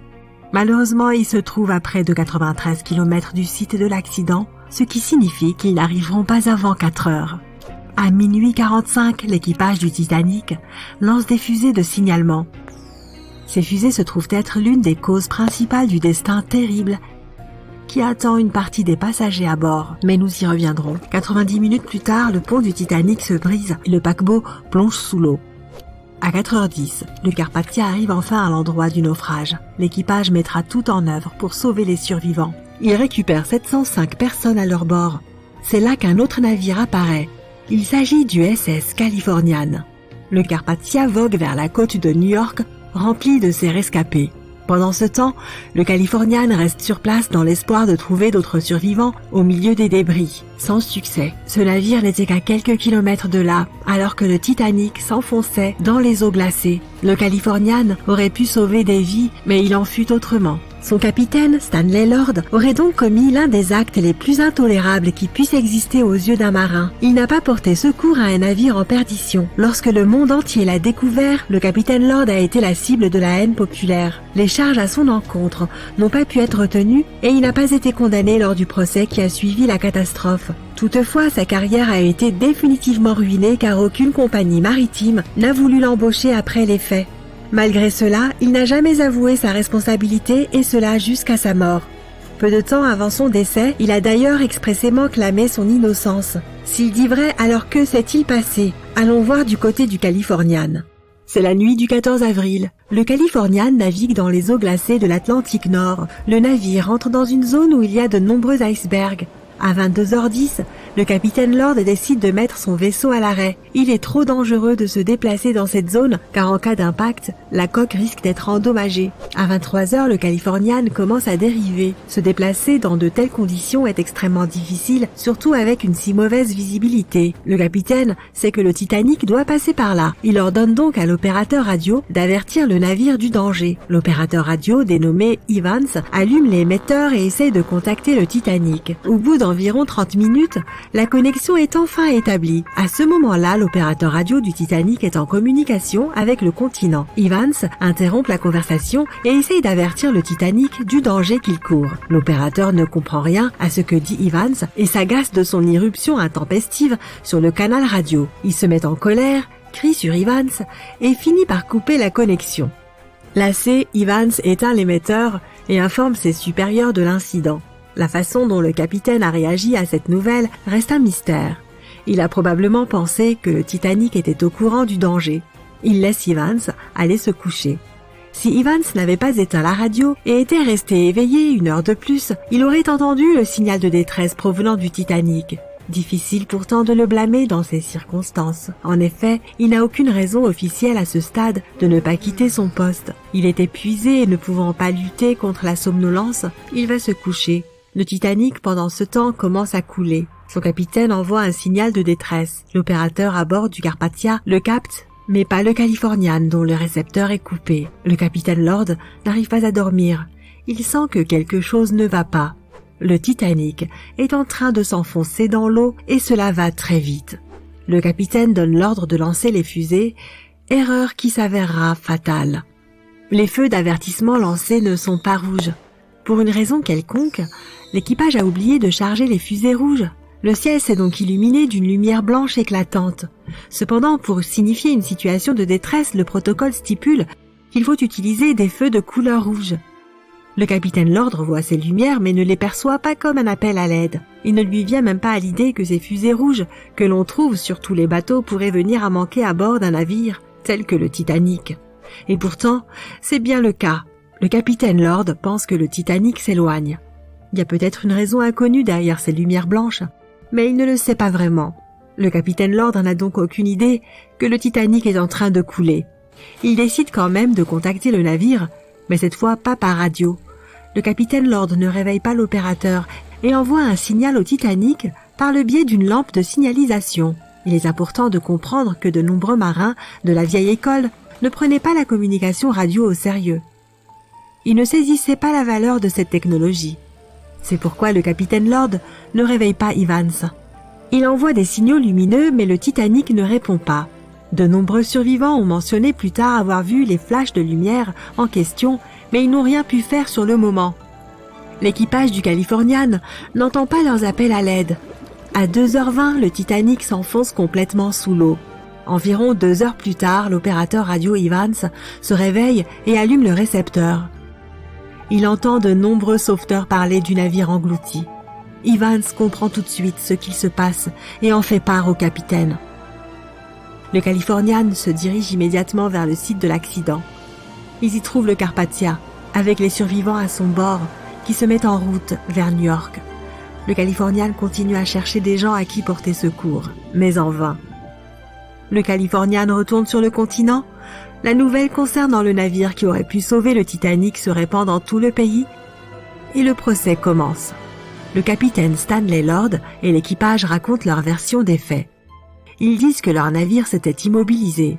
Beaucoup de gens ne les croient pas, et certains des passagers survivants affirment même avoir vu le Californian passer. Malgré tout, le juge les déclare innocents. 1962, le capitaine Stanley Lord est un homme très âgé. Il appelle un notaire pour faire une confession officielle dans laquelle il jure qu'il n'est pas coupable. Et si ce n'était pas le Californian qui était passé près du Titanic à ce moment-là? C'est là que la théorie du Samson entre en jeu. Ce navire de chasse navigue dans les eaux froides de l'Atlantique Nord. L'équipage ne dort pas. Ses membres étudient attentivement les environs, non par peur des icebergs, mais bien parce qu'ils sont terrifiés à l'idée de croiser les gardes-côtes américains. L'équipage du navire Samson chasse des phoques, ce qui est illégal. À minuit 45, le capitaine du Samson voit des fusées de signalisation blanches. L'équipe est sûre qu'il s'agit des gardes-côtes. Ils éteignent alors leur lumière et s'éloignent. Il fait nuit noire et ils ne remarquent pas le Titanic qui coule. Une fois revenus sur la côte de l'Islande, ils entendent parler de la catastrophe. C'est là qu'ils se rendent compte qu'ils ont abandonné des gens à la noyade. Le neveu d'un des membres de l'équipage du Samson lit cette histoire dans le journal de bord de son oncle et demande la permission de publier ses écrits. Tout le monde réalise que le capitaine Lord n'était effectivement pas coupable. Malheureusement, il n'a pas vécu pour voir la vérité triompher. En fait, il reste difficile de désigner un véritable coupable dans cette histoire. Le navire se trouvait à proximité du Titanic. Leurs capitaines étaient des hommes compétents. Ils auraient pu aider à sauver tous les passagers. Le problème est qu'ils n'ont pas pu réaliser à temps le drame qui se jouait en cette nuit sombre. Quelqu'un avait oublié les fusées rouges et ce qui semble être un tout petit détail apparemment insignifiant a finalement eu des conséquences énormes dans cette tragédie. On est en 2018. Tu te réveilles tôt pour aller pêcher. Tu vas là où tu as été hier. Tu jettes ta ligne à l'eau et tu attends. Le flotteur remue. Tu as attrapé un poisson, mais... Hé! Allô? Pourquoi tu ne fais rien? Tu n'es pas du tout concentré sur ton poisson. Tu observes quelque chose au loin. Tu n'en reviens pas. Il y a un immense navire échoué sur un banc de sable. Il n'était pas là hier. Il a dû s'échouer cette nuit. Ok, il va probablement reprendre la mer bientôt. Tu pêches encore quelques heures. Tu continues à observer le navire, mais tu ne remarques aucun mouvement. Est-ce qu'il est abandonné? Des bateaux et les gardes-côtes s'approchent du navire. Tu décides d'aller jeter un coup d'œil, toi aussi. Tu montes dans ton vieux rafio et c'est parti. La brume descend sur la mer et l'atmosphère devient sinistre. Le navire est vide et rouillé. Mais où est l'équipage? Et comment le navire est-il arrivé ici? Les gardes-côtes montent à bord. Ils inspectent la cale, les cabines et le pont. Il y a des affaires, des restes de nourriture, des carnets de notes et des vêtements. On dirait que l'équipage a complètement disparu. Les pêcheurs, les premiers à avoir repéré le navire, n'ont vu personne descendre. Aucun message radio n'a été envoyé au port et personne n'a signalé la présence du navire. Il est sorti de nulle part. La seule façon d'obtenir des informations, c'est de regarder le numéro et le nom de l'embarcation. Il s'agit du Sam Ratulangi PB 1600. Les gardes-côtes comparent ces informations avec leur registre. Et incroyable! Ce navire a été construit en 2001 en Indonésie. Il était utilisé pour transporter des cargaisons lourdes à travers les mers d'Asie et a opéré régulièrement pendant 8 ans. Ces matériaux industriels étaient livrés aux 4 coins de la région, mais quelque chose a mal tourné. En 2009, on sait que le Sam Ratulangi naviguait près des côtes de Taïwan. Puis, plus rien. Il n'existe aucune information sur son parcours, plus aucun signalement dans aucun port. Tout le monde pensait qu'il avait coulé, de sorte que personne ne l'a plus recherché. Puis, 9 ans plus tard, il réapparaît ici, énorme et tout rouillé, près des côtes de Birmanie. Sans équipage et sans carburant. Une enquête est ouverte. Les enquêteurs essaient de retrouver les noms de tous les matelots à bord du navire et tous les indices qui peuvent aider à résoudre ce mystère. Ils espèrent aussi que le propriétaire se manifestera bientôt. Ils trouvent 2 cordes d'amarrage à bord. C'est donc qu'un autre navire a remorqué le Sam Ratulangi jusqu'à cet endroit. 13 membres de l'équipage sont identifiés et retrouvés. Ils disent qu'ils voulaient retrouver un chantier naval au Bangladesh pour faire réparer le Sam Ratulangi. Un autre navire aurait essayé de le remorquer, mais les 2 câbles se seraient rompus alors qu'une tempête éclatait. À cause de la météo, l'équipage aurait abandonné le navire. Personne ne sait où est passé le navire ces 9 dernières années, ni comment il a pu se maintenir à flot sans équipage. Voici une autre histoire de navire encore plus mystérieuse. Le 16 février 2020, les habitants d'un village irlandais ont retrouvé un navire échoué sur des rochers, non loin de la côte. Le navire était rouillé avec des trous dans la coque. Personne n'avait vu ce navire la veille. Il est apparu au beau milieu de la nuit. L'Alta avait été vue pour la dernière fois quelques mois auparavant, à plusieurs milliers de kilomètres des côtes irlandaises. Ce jour-là, l'Alta naviguait sur les eaux de l'océan Atlantique. Un autre navire, le MS Protector, l'a aperçu et son équipage a essayé de le contacter, mais sans succès. L'équipage du MS Protector a compris qu'il s'agissait d'un vaisseau fantôme. 5 mois plus tard, l'Alta apparaissait sur les côtes irlandaises. Il y a plus de questions que de réponses dans cette histoire, mais nous avons réussi à glaner quelques informations. En 2015, l'Alta apparaissait et disparaissait régulièrement des radars. Tous les navires ont un système de localisation interne qui permet de suivre leur parcours par satellite. Mais l'équipage de l'Alta désactivait souvent ce système, probablement pour dissimuler des activités illicites. Bref, en 2017, le navire naviguait régulièrement entre les ports des îles grecques. Puis le signal de localisation a disparu et il n'est réapparu que 10 mois plus tard, près des côtes d'Afrique du Nord. Au cours de cette période, le navire a changé de pavillon plusieurs fois. En septembre 2018, l'Alta se trouvait au sud-est des Bermudes, en direction de Haïti.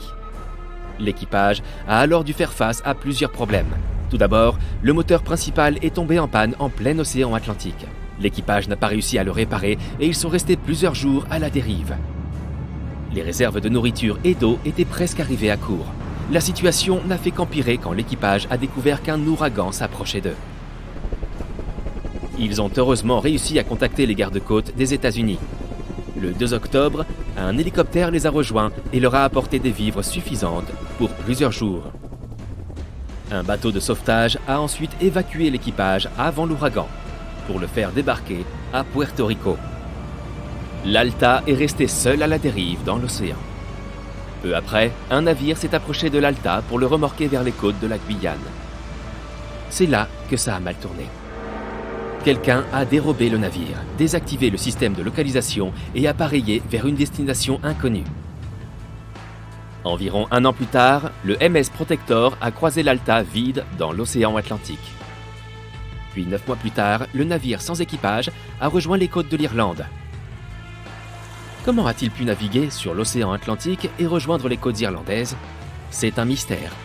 C'est peut-être juste de la chance. Personne n'a vu le navire dans ce laps de temps. Il a juste fait des kilomètres et survécu aux tempêtes. Qui est le capitaine? Que sont devenus les voleurs? À qui appartient le navire? Un jour, quelqu'un a appelé la municipalité du village en Irlande et a déclaré que le navire lui appartenait. Mais cette personne n'a pas fourni la moindre preuve. Plusieurs barils de pétrole ont été retrouvés à bord et ont été débarqués par hélicoptère. L'Alta était tout rouillé. La corrosion du métal pouvait nuire à l'environnement. Le navire n'avait aucune valeur commerciale, mais il aurait fallu plusieurs millions pour le démanteler. Il y avait alors 3 options. Laisser le navire là où il était, le remorquer en pleine mer et le laisser couler, ou bien le démanteler. Mais la nature a fait son choix. Les tempêtes et les vagues ont brisé la coque en deux. En tout, l'Alta a passé environ 2 ans à la dérive dans l'océan Atlantique, sans équipage. Mais ce n'est rien comparé à un autre navire, qui a navigué seul pendant 38 ans. C'est le SS Baichimo qui détient ce record. Il s'agit d'un navire marchand qui appartenait à une société commerciale. En 1931, alors qu'il naviguait près des côtes de l'Alaska, il s'est retrouvé coincé dans la banquise, en pleine tempête. Le blizzard était si intense que les membres de l'équipage ne voyaient qu'un voile blanc devant eux. Impossible de continuer à naviguer. L'équipage devait attendre la fin de la tempête. Ils ont attendu 1, 2, 3 jours, une semaine. Mais la tempête ne faisait que s'intensifier. Lorsqu'elle s'est enfin calmée, l'équipage a décidé de se diviser en 2 équipes. La première équipe est partie rejoindre la ville la plus proche, et la deuxième équipe, celle du capitaine, est restée à proximité du navire. Ils ont installé un campement en attendant que le blizzard, qui avait recommencé à sévir, se calme de nouveau. Ils ne voyaient rien. Puis un jour, enfin, le beau temps. Super, maintenant on va... mais où est le navire? Le SS Baichimo avait disparu pendant la tempête. Le capitaine, convaincu qu'il avait coulé, abandonne les lieux avec son équipage. La semaine suivante, il aperçoit son navire à la dérive, près de l'endroit où il l'avait perdu. La coque était si endommagée qu'il était hors de question de remonter à bord. Réparer de tels dégâts aurait été inutile et bien trop cher, et le capitaine a donc décidé de l'abandonner définitivement. Il était certain qu'il aurait coulé tôt ou tard, mais il est resté à flot les jours suivants, puis les mois suivants, puis les années suivantes. Les habitants de l'Alaska ont signalé la présence de ce navire à proximité des côtes pendant 38 ans. Le SS Baichimo a été aperçu pour la dernière fois en 1969. Les personnes qui l'ont vu disent qu'il était congelé, presque intégré à la glace. Une expédition avait été organisée pour le retrouver, mais elle n'a pas eu le moindre succès. Le SS Baichimo se trouve probablement quelque part au fond de l'océan. Un épais brouillard se lève sur l'océan tandis que le soleil descend lentement sur l'horizon. Il est difficile de voir à plus de quelques dizaines de mètres devant soi, mais c'est suffisant pour distinguer une forme squelettique et imposante au loin. Alors que ton navire s'approche de la silhouette, ton cœur se met à battre plus vite. Et enfin, tu devines les contours d'un autre navire, abandonné à en juger par son apparence. Les bateaux fantômes existent, et leurs mystères n'ont pas toujours été résolus. Celui du MV Royita, par exemple. C'était un yacht de luxe, fait de bois et construit en 1931. Il est passé de main en main pendant plus de 20 ans avant d'être racheté par un marin des îles Samoa et d'être transformé en un navire marchand. En 1955, cependant, le service du Royita a connu une fin abrupte et mystérieuse. Le 3 octobre, il a pris mer pour un énième voyage commercial. Celui-ci n'aurait pas dû prendre plus de 48 heures. Les retards sont courants en mer. Alors que le Royita n'est pas arrivé comme prévu le 5 octobre, on ne s'en est pas tout de suite inquiété. Mais il n'est pas arrivé non plus le jour suivant. Et on ne détectait aucun signal de détresse, ni un quelconque signe de la présence du Royita entre ses points de départ et d'arrivée. Une équipe de recherche et de sauvetage a alors été envoyée pour retrouver le navire, et pendant 6 jours, elle a parcouru la zone de près de 259 000 km². Le 12 octobre, la mission est revenue à la base sans l'avoir retrouvé. Le Royita avait disparu sans laisser de traces. Ce n'est qu'un mois plus tard que les personnes à bord d'un autre navire marchand, le Tuvalu, ont repéré le navire disparu, dérivant loin de sa route en haute mer et gîtant fortement.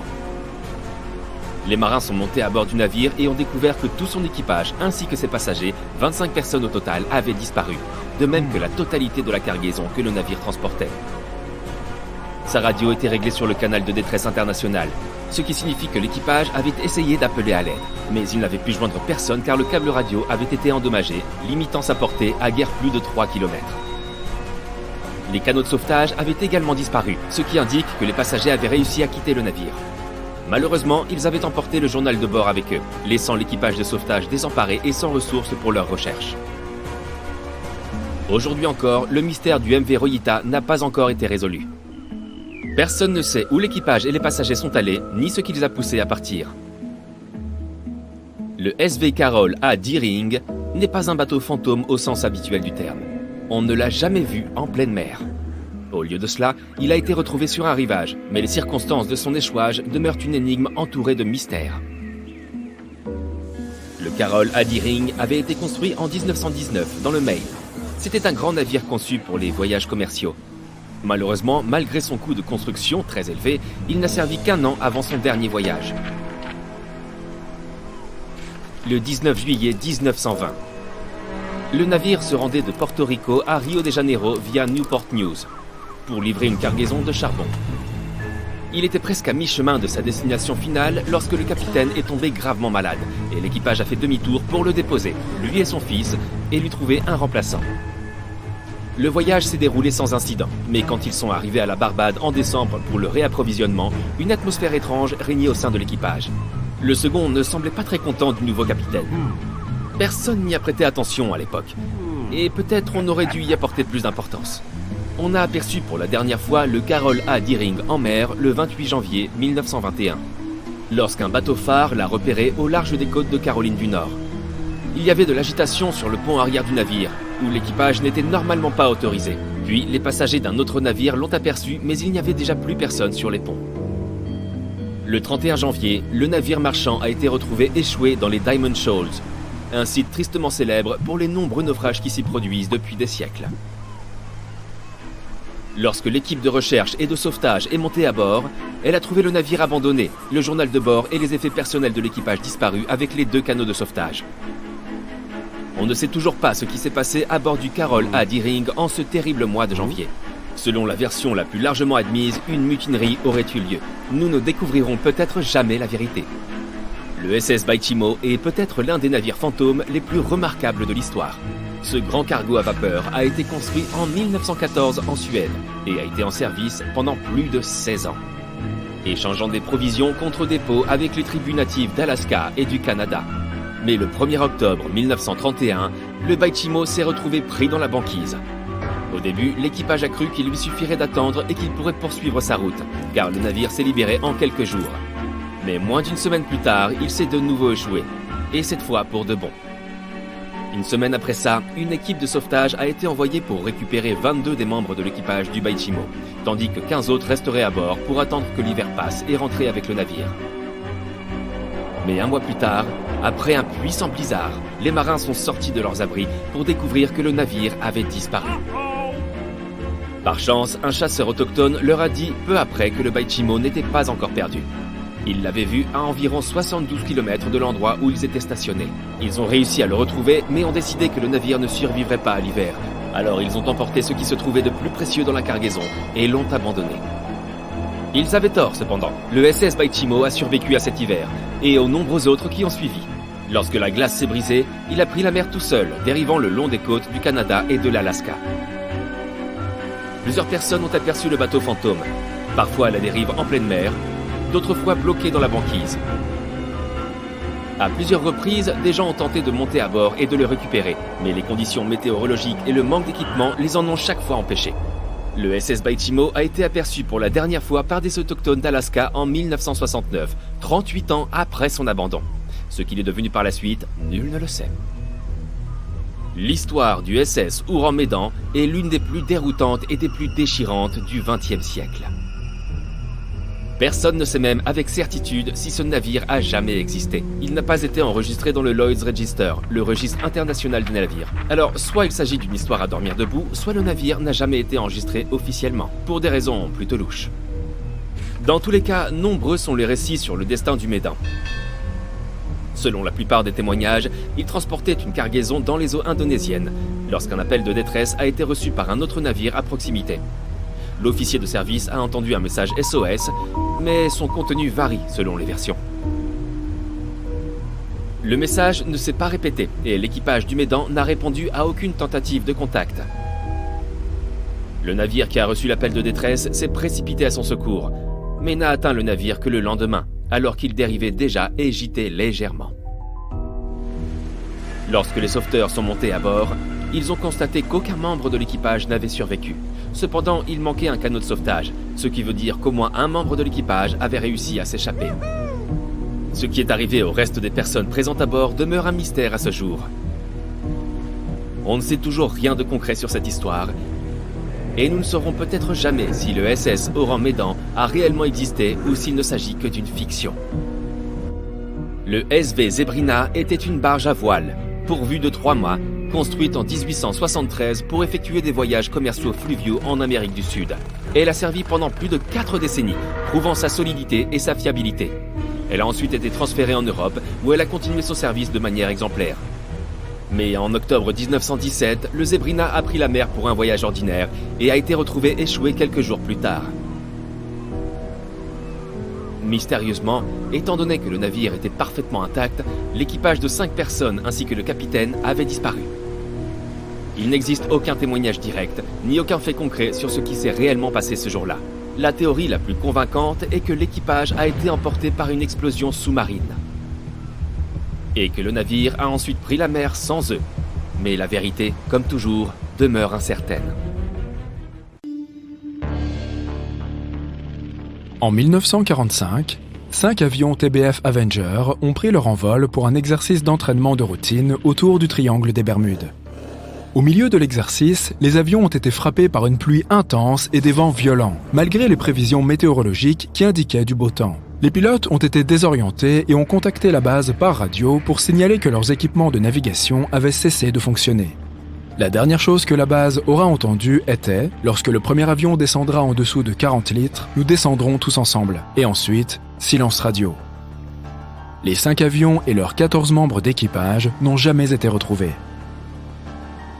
Lors de son tout premier voyage vers le Nouveau Monde en 1492, Christophe Colomb a traversé le triangle des Bermudes. L'explorateur a raconté qu'une nuit, alors qu'il était sur le pont du navire, il a remarqué une lumière géante apparaissant au loin, différente de tout ce qu'il avait vu auparavant.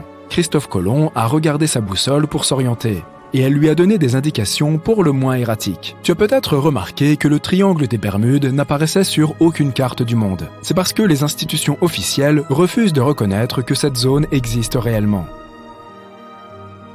Une théorie répandue suggère que les vagues scélérates seraient responsables des nombreuses disparitions. Les vagues scélérates sont appelées vagues de tempête extrêmes par les scientifiques. Elles se produisent lorsque différents modèles météorologiques ont lieu en même temps et provoquent de grandes vagues inattendues. Les témoins affirment que ces vagues ressemblent à des murs d'eau géants.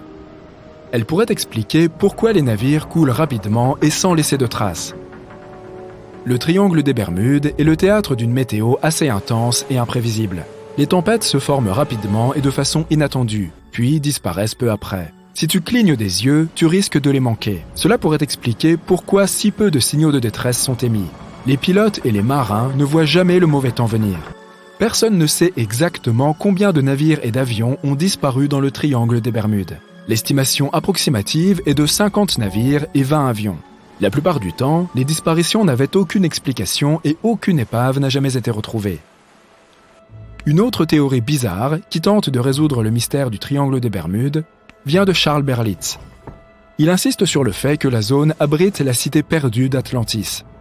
Selon lui, les navires et avions disparus et les équipements qui fonctionnent mal ont tous été causés par des rayons d'énergie émis par les cristaux spéciaux qui alimentent supposément l'Atlantide. Bien que cela semble farfelu, la théorie de Berlitz était suffisamment convaincante pour que plus de 20 millions de personnes achètent son livre dans le monde entier. En 1800, un grand voilier appelé l'USS Pickering a quitté les États-Unis pour se rendre aux Antilles. Il a navigué dans le triangle des Bermudes avec son équipage de 90 hommes et on n'a plus jamais entendu parler de lui. L'USS Pickering a été le tout premier navire confirmé à disparaître dans le triangle des Bermudes. On pense qu'il a été emporté par une tempête, mais comme aucune épave n'a jamais été retrouvée, on n'en sera jamais certain. Lorsque les avions TBF Avenger ont disparu, une opération de recherche de grande ampleur a été déployée. Des bateaux et des avions ont fouillé le triangle des Bermudes à la recherche de tout signe de l'avion. L'un des bateaux de recherche était un aéroglisseur PBM-5 Mariner. L'aéroglisseur a pris son envol à 19h27 et a émis un message radio de routine 3 minutes plus tard. Ensuite, on n'a jamais entendu parler de lui. Aucune trace de lui, ni des 5 avions Avenger n'a jamais été trouvée. Une enquête a été lancée sur la disparition de tous ces appareils. Mais rien n'a jamais été découvert. Cette zone particulière de l'océan est l'une des routes maritimes les plus fréquentées au monde. Certains sceptiques pensent que ce simple fait explique tout le mystère. Statistiquement, plus la zone est fréquentée, plus la probabilité des accidents et des disparitions est élevée. Bien que cela soit logique, ce n'est pas la fréquence des disparitions qui constitue le mystère du triangle des Bermudes. C'est l'absence d'explication ou d'épave trouvée. Au fond de l'océan, les organismes en décomposition laissent échapper de grandes concentrations de méthane, qui restent piégés sous l'eau. Ce gaz peut s'accumuler jusqu'à ce que, boum, il explose. Le gaz remonte à la surface et fait éruption. Si un bateau se trouve dans la zone d'une de ces éruptions, l'eau devenant beaucoup moins dense peut le faire couler rapidement et sans avertissement. Les scientifiques pensent que cela pourrait être la cause des nombreuses disparitions dans le triangle des Bermudes. Bien que cette théorie soit très logique, elle ne semble pas très probable. Le service géologique des États-Unis a déclaré qu'aucun rejet important de gaz ne se serait produit dans cette zone au cours des 15 000 dernières années. Le fond de l'océan est fait de roches contenant beaucoup de magnétite, laquelle ressemble à du fer. Les champs magnétiques réagissent à la forte concentration de magnétite au fond de l'océan, ce qui peut déclencher une sorte de conflit entre les deux. Cela peut souvent conduire à diverses anomalies météorologiques et, par conséquent, à des problèmes de navigation. Et naturellement, toute modification du plancher océanique ou des champs magnétiques de la Terre influence beaucoup le triangle des Bermudes. Comme le champ magnétique est en mouvement constant, il se pourrait qu'il emporte aussi le triangle des Bermudes avec lui. Maintenant que les gens savent où se trouve le triangle, il est facile de l'éviter. Il est censé se déplacer vers l'est en même temps que les pôles magnétiques. Mais les scientifiques ne savent toujours pas répondre à la question de savoir où il se trouvera exactement dans quelques années. Certaines personnes attribuent toutes les catastrophes à des activités extraterrestres paranormales. D'autres supposent qu'il s'agit de phénomènes naturels déchaînés. Il y a un autre triangle dans le lac Michigan. Tout comme celui qui se trouve près des Bermudes, le triangle du Michigan a acquis sa triste réputation à cause de plusieurs disparitions. La première documentée remonte à 1679. Un grand navire, l'un des plus grands de l'époque, est parti en expédition. Mais une fois arrivé au niveau du sinistre triangle, il n'est jamais revenu. Bien plus tard, un avion a disparu dans ce même triangle. Le ciel y est généralement très clair, mais en 1883, certaines personnes ont été témoins de phénomènes anormaux dans la région. Certains prétendent avoir vu de grands blocs de glace tomber du ciel, et l'équipage a même réussi à en récupérer un comme preuve irréfutable. Un autre triangle se trouve dans une zone mystérieuse de l'océan Pacifique, au large de la côte sud du Japon, non loin de Tokyo. Il y a une mer où de nombreux navires ont connu leur perte, disparaissant sans laisser de traces. On l'appelle le triangle du dragon. Certains scientifiques pensent que la cause des anomalies est due aux changements environnementaux. Il y a aussi une très forte concentration d'hydrate de méthane au fond de l'océan dans la région du triangle du Pacifique. Tu dévies de la trajectoire initiale et tu navigues dans la mauvaise direction. La mer des Caraïbes se trouve près du triangle, parsemée de petites îles. Le plancher océanique ici n'est pas profond. Ton navire peut pénétrer dans ces eaux peu profondes et se retrouver coincé dans les hauts fonds sans que tu n'aies aucune idée de l'endroit où tu te trouves. Si nous étions au XXIe siècle, le capitaine du navire serait capable d'atteindre le rivage en utilisant un GPS et d'autres moyens de navigation modernes. Mais le plus intéressant, c'est que la boussole fonctionnerait correctement cette fois, puisque le pôle nord magnétique ne coïncide plus avec le vrai depuis longtemps sur le territoire du triangle des Bermudes. La ligne agonique se trouve quelque part loin d'ici. Il n'y a plus de problème de navigation de nos jours, mais pour une raison quelconque, c'est ici que les navires disparaissent. Et pas seulement ici d'ailleurs. Dans tout l'océan Atlantique, il y a des endroits où beaucoup de navires ont disparu. Le triangle des Bermudes ne figure même pas dans le top 10 de ces endroits. L'une des principales raisons pour lesquelles de nombreux navires font naufrage ici est que l'une des routes maritimes les plus populaires de l'Atlantique passe par le triangle des Bermudes. Et plus il y a de navires à un endroit, plus il y a de naufrages. Simple question de probabilité. Ensuite, ça commence à devenir bizarre. D'autres théories stipulent qu'il y aurait une faille spatio-temporelle dans cette région. Les vaisseaux et les avions tombent dans cette faille et se retrouvent dans le passé ou dans le futur. Mais pour des raisons évidentes, il n'y a pas une seule preuve de ce mythe. Il n'y a aucune raison de penser que la faille soit cachée quelque part ici. La base d'une civilisation extraterrestre pourrait aussi se trouver dans le triangle des Bermudes. Les visiteurs d'autres galaxies enlèveraient les navires avec leur équipage, si bien que personne ne retrouverait les épaves.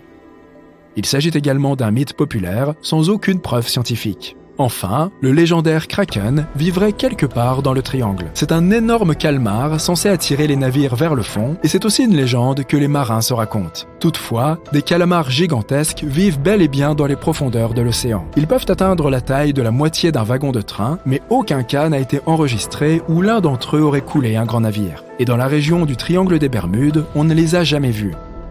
Les gens d'autrefois ne connaissaient pas l'existence de ces créatures. Alors, quand ils les ont vues pour la première fois, ils les ont décrites comme d'énormes et terribles monstres. Les calmars géants font partie des créatures les plus insaisissables sur Terre, et les scientifiques ont dû utiliser des équipements à sonar pour les débusquer. Ils n'aiment pas quitter les sombres profondeurs et sont susceptibles d'avoir peur du bruit de tout navire. Voilà qui devrait donc les dédouaner de toute responsabilité. C'est récemment devenu un lieu populaire pour de nombreux touristes, à la recherche de l'endroit parfait pour s'évader. Si tu as la chance d'avoir du soleil ici, ce sera une expérience unique. Il y a de fortes chances que tu aies plutôt des jours brumeux, mais soyons honnêtes, ça a aussi son charme. Cette île enchanteresse en forme de sourire s'appelle l'île de Sable. Elle est située à 300 km de la Nouvelle-Écosse. Elle n'était pas accessible au grand public avant 2013, lorsqu'elle a été ajoutée à la liste des parcs nationaux du Canada. Tu peux t'y rendre par avion ou par bateau. Mais qu'est-ce qui rend cet endroit si enchanteur ? Il doit bien y avoir quelque chose, puisque le nombre de touristes augmente chaque année. Tout d'abord, il y a un nombre spectaculaire de chevaux sauvages ici. Entre 200 et 500 d'entre eux se promènent en liberté sur l'île. Il y a aussi une grande population de phoques gris. L'endroit est également le seul lieu de reproduction d'une espèce d'oiseau rare appelée le bruyant d'Ipswich. Mais si tu envisages déjà d'y faire un voyage, tu dois d'abord savoir certaines choses. Tu te souviens de la brume dont on a parlé ? Eh bien, il s'avère que l'île de Sable est l'endroit le plus brumeux des provinces maritimes canadiennes. On parle d'environ 127 jours de brouillard par an. Lors de ces journées, l'île de Sable disparaît littéralement sous une épaisse couche de brouillard. Tu ne pourras pas non plus explorer l'endroit tout seul. Le règlement local stipule que les visiteurs doivent voyager au sein d'un groupe. Et ils doivent aussi garder une distance d'au moins 60 mètres avec les animaux sauvages qu'ils peuvent rencontrer. Aussi charmant que cet endroit puisse être, il renferme un sombre secret caché sous les dunes de sable. Et cela n'a rien à voir avec les magnifiques créatures qui vivent ici ou la végétation unique de l'île. En plus d'être connue pour ses chevaux et ses phoques, l'île de Sable est tristement célèbre pour un nombre impressionnant de naufrages. Au fil des ans, environ 350 navires ont fini leur course ici, sur ces bancs de sable. Lorsque les survivants ont décrit leur expérience, ils ont généralement mentionné les conditions météorologiques difficiles près de cette île mystérieuse. L'île a également fait son entrée dans la littérature lorsqu'elle a été décrite dans un livre intitulé The Perfect Storm, écrit par Sebastian Junger et publié en 1997. Le livre a eu tellement de succès qu'il a ensuite été adapté au cinéma en 2000 avec George Clooney dans le rôle principal. Le premier naufrage enregistré près de l'île de Sable remonte à 1583. Le navire s'appelait le HMS Delight et était sous le commandement de l'aventurier et explorateur britannique Sir Humphrey Gilbert. Seules 17 personnes ont réussi à survivre à la catastrophe en s'échappant dans un petit canot. Les archives mentionnent qu'ils ont passé 7 jours en mer avant d'atteindre les côtes de Terre-Neuve. En 1884, un autre navire nommé de Nicosia a également lutté dans l'épais brouillard. Le navire a été complètement détruit, mais heureusement les 18 membres de l'équipage ont réussi à survivre. Le fils du capitaine a failli être perdu en mer lorsqu'un canot de sauvetage a chaviré alors qu'il y montait. Il a réussi à rester sous le canot qui était complètement submergé. Lorsque le canot s'est redressé, il a fini par sortir de l'eau et a été secouru pour la deuxième fois. Entre 1947 et 1999, les choses ont été relativement calmes autour de l'île. Mais le 27 juillet 1999, un yacht appelé The Merrimack s'est échoué près du rivage de l'île vers 2 heures du matin. Le bateau de 12 mètres en fibre de verre avait un équipage de seulement 3 personnes. Des ouvriers de la prospection gazière qui se trouvaient, heureusement non loin de là, les ont secourus. L'équipage a finalement réussi à rejoindre Halifax le lendemain par avion en toute sécurité. Le propriétaire du Merrimack a essayé de récupérer son bateau en engageant un pêcheur local. Malheureusement, cette opération n'a pas vraiment été couronnée de succès, puisque seuls les accessoires du yacht ont finalement été sauvés. Il n'a pas fallu plus de 6 semaines pour que le sable et les vagues écrasent et brisent complètement la coque du Merrimack. Alors qu'est-ce qui rend cet endroit si dangereux pour les bateaux? La météo est-elle la seule en cause? Ou peut-être y a-t-il d'autres forces en jeu? L'explication s'avère un peu plus complexe et ça n'a pas été facile à comprendre, du moins dans les années 1500. Tout d'abord, l'île est située près de l'une des zones de pêche les plus riches du monde. Comme elle est également proche de l'une des principales routes maritimes entre l'Europe et l'Amérique du Nord, des centaines de navires passent devant elle chaque année. Statistiquement, la probabilité d'un naufrage augmente avec le nombre de bateaux qui naviguent dans la zone. L'île de Sable se trouve également sur le chemin de la plupart des tempêtes qui remontent la côte atlantique de l'Amérique du Nord. Il n'est pas surprenant que les bateaux soient souvent projetés directement sur les côtes de cette île. La météo joue bien sûr un grand rôle. Pendant la saison estivale, l'air chaud du Gulf Stream crée un brouillard dense lorsqu'il fusionne avec l'air, refroidi par le courant du Labrador qui passe près de l'île. Les autres courants n'arrangent pas les choses. L'île de Sable se trouve à côté du point de rencontre de 3 grands courants océaniques. Le Gulf Stream, le courant du Labrador et le courant de Belle Isle. Depuis les années 1950, les radars et autres outils de navigation modernes sont utilisés sur les navires commerciaux. Jusqu'alors, le sextant était le principal instrument utilisé pour déterminer l'emplacement d'un navire. Cela ne veut pas dire que les sextants n'étaient pas précis. Mais cet instrument ne pouvait pas fonctionner correctement sans une vue claire du soleil ou des étoiles, ce qui signifie qu'il n'était pas d'une grande aide dans un brouillard dense comme celui qui entoure l'île de Sable ou lorsque le temps était nuageux. Souvent, par mauvais temps, le capitaine d'un navire naviguait en se fiant à son expérience et à son intuition et en se basant sur la vitesse et la direction du navire. C'est pourquoi la plupart des survivants des naufrages près de l'île de Sable ont déclaré que le capitaine avait simplement mal calculé la position du navire, s'écrasant par accident sur l'île. Cette terre poussiéreuse et sablonneuse est aussi hostile pour les navires qu'elle l'est pour les arbres. Il n'y aurait qu'un seul arbre sur toute l'île et il ressemble plutôt à un buisson. Il s'agit en fait d'un pin, et comme les célèbres chevaux de l'île ne le considèrent pas comme une source de nourriture, il a réussi à survivre. Les rapports disent que l'arbre a été planté dans les années 1950. Les autorités locales essayaient de faire pousser une forêt sur l'île pour la rendre un peu plus accueillante. Ils ont planté des dizaines de milliers d'arbres au fil des années. plus de 69 000 conifères, 600 arbres fruitiers et environ 25 kg de graines de pin, ainsi que d'autres plantes qui auraient pu survivre aux conditions de l'île. Mais elles n'ont pas résisté aux conditions climatiques extrêmes et au sol sablonneux. De toutes ces plantes, un seul pin est resté en vie. Grâce à sa résistance, il est même devenu un symbole de l'île de sable. C'est intéressant, pendant environ 40 ans, l'île n'a également eu qu'un seul habitant. Peux-tu imaginer cela? Une seule personne vivant sur une île isolée pendant autant de décennies. C'est l'histoire d'une femme appelée Zoé Lucas. Elle a choisi de s'entourer des seuls autres habitants de l'île, les chevaux, les phoques gris et les nombreuses espèces d'oiseaux. Naturaliste estimée, elle a mentionné dans une interview de 2017 qu'elle était habituée à vivre sur l'île et qu'elle ne s'y sentait jamais seule. Pour survivre ici, elle a dû se constituer un kit de première nécessité. Il comprenait un cahier pour prendre des notes et une paire de jumelles pour étudier la faune et la flore. On peut supposer qu'elle n'a pas eu peur de l'environnement, pourtant intimidant, puisqu'elle a élu domicile ici. Au début, Zoé voulait installer son camp à une extrémité de l'île, près de quelques bâtiments abandonnés. Mais finalement, elle s'est installée dans une maison en bois près d'un tas de dunes de sable. Le service météorologique du Canada avait érigé cette construction simple dans les années 1940. Aujourd'hui, c'est Parc Canada qui gère le bâtiment. Le travail de Zoé consistait à recueillir le plus de données possible sur la population locale de chevaux. Cela pourrait aider les scientifiques à mieux comprendre comment ils ont réussi à s'adapter à cet environnement hostile. Elle a aussi aidé à rassembler les débris qui ont atteint le rivage pour aider à suivre les niveaux de pollution. Parmi tous les déchets qu'elle a ramassés, il y avait un réfrigérateur et une caisse pleine de poivrons frais. D'autres spécialistes ont finalement commencé à travailler par roulement sur l'île de sable pour offrir à cette femme courageuse un peu de compagnie de temps en temps. Tu connais SOS, pas vrai? 3 points, 3 barres obliques et 3 autres points. C'est un signal assez facile à capter en morse qui signifie « Save our souls », sauver nos âmes, ou « Save our ship », sauver notre navire. L'équipage du légendaire Titanic a désespérément essayé d'envoyer ce signal pendant 2 heures dans la nuit du 14 avril 1912. Il y avait d'autres navires non loin de l'endroit où l'iceberg a détruit le puissant titan des mers, mais l'appel à l'aide semble avoir disparu avant de pouvoir les atteindre.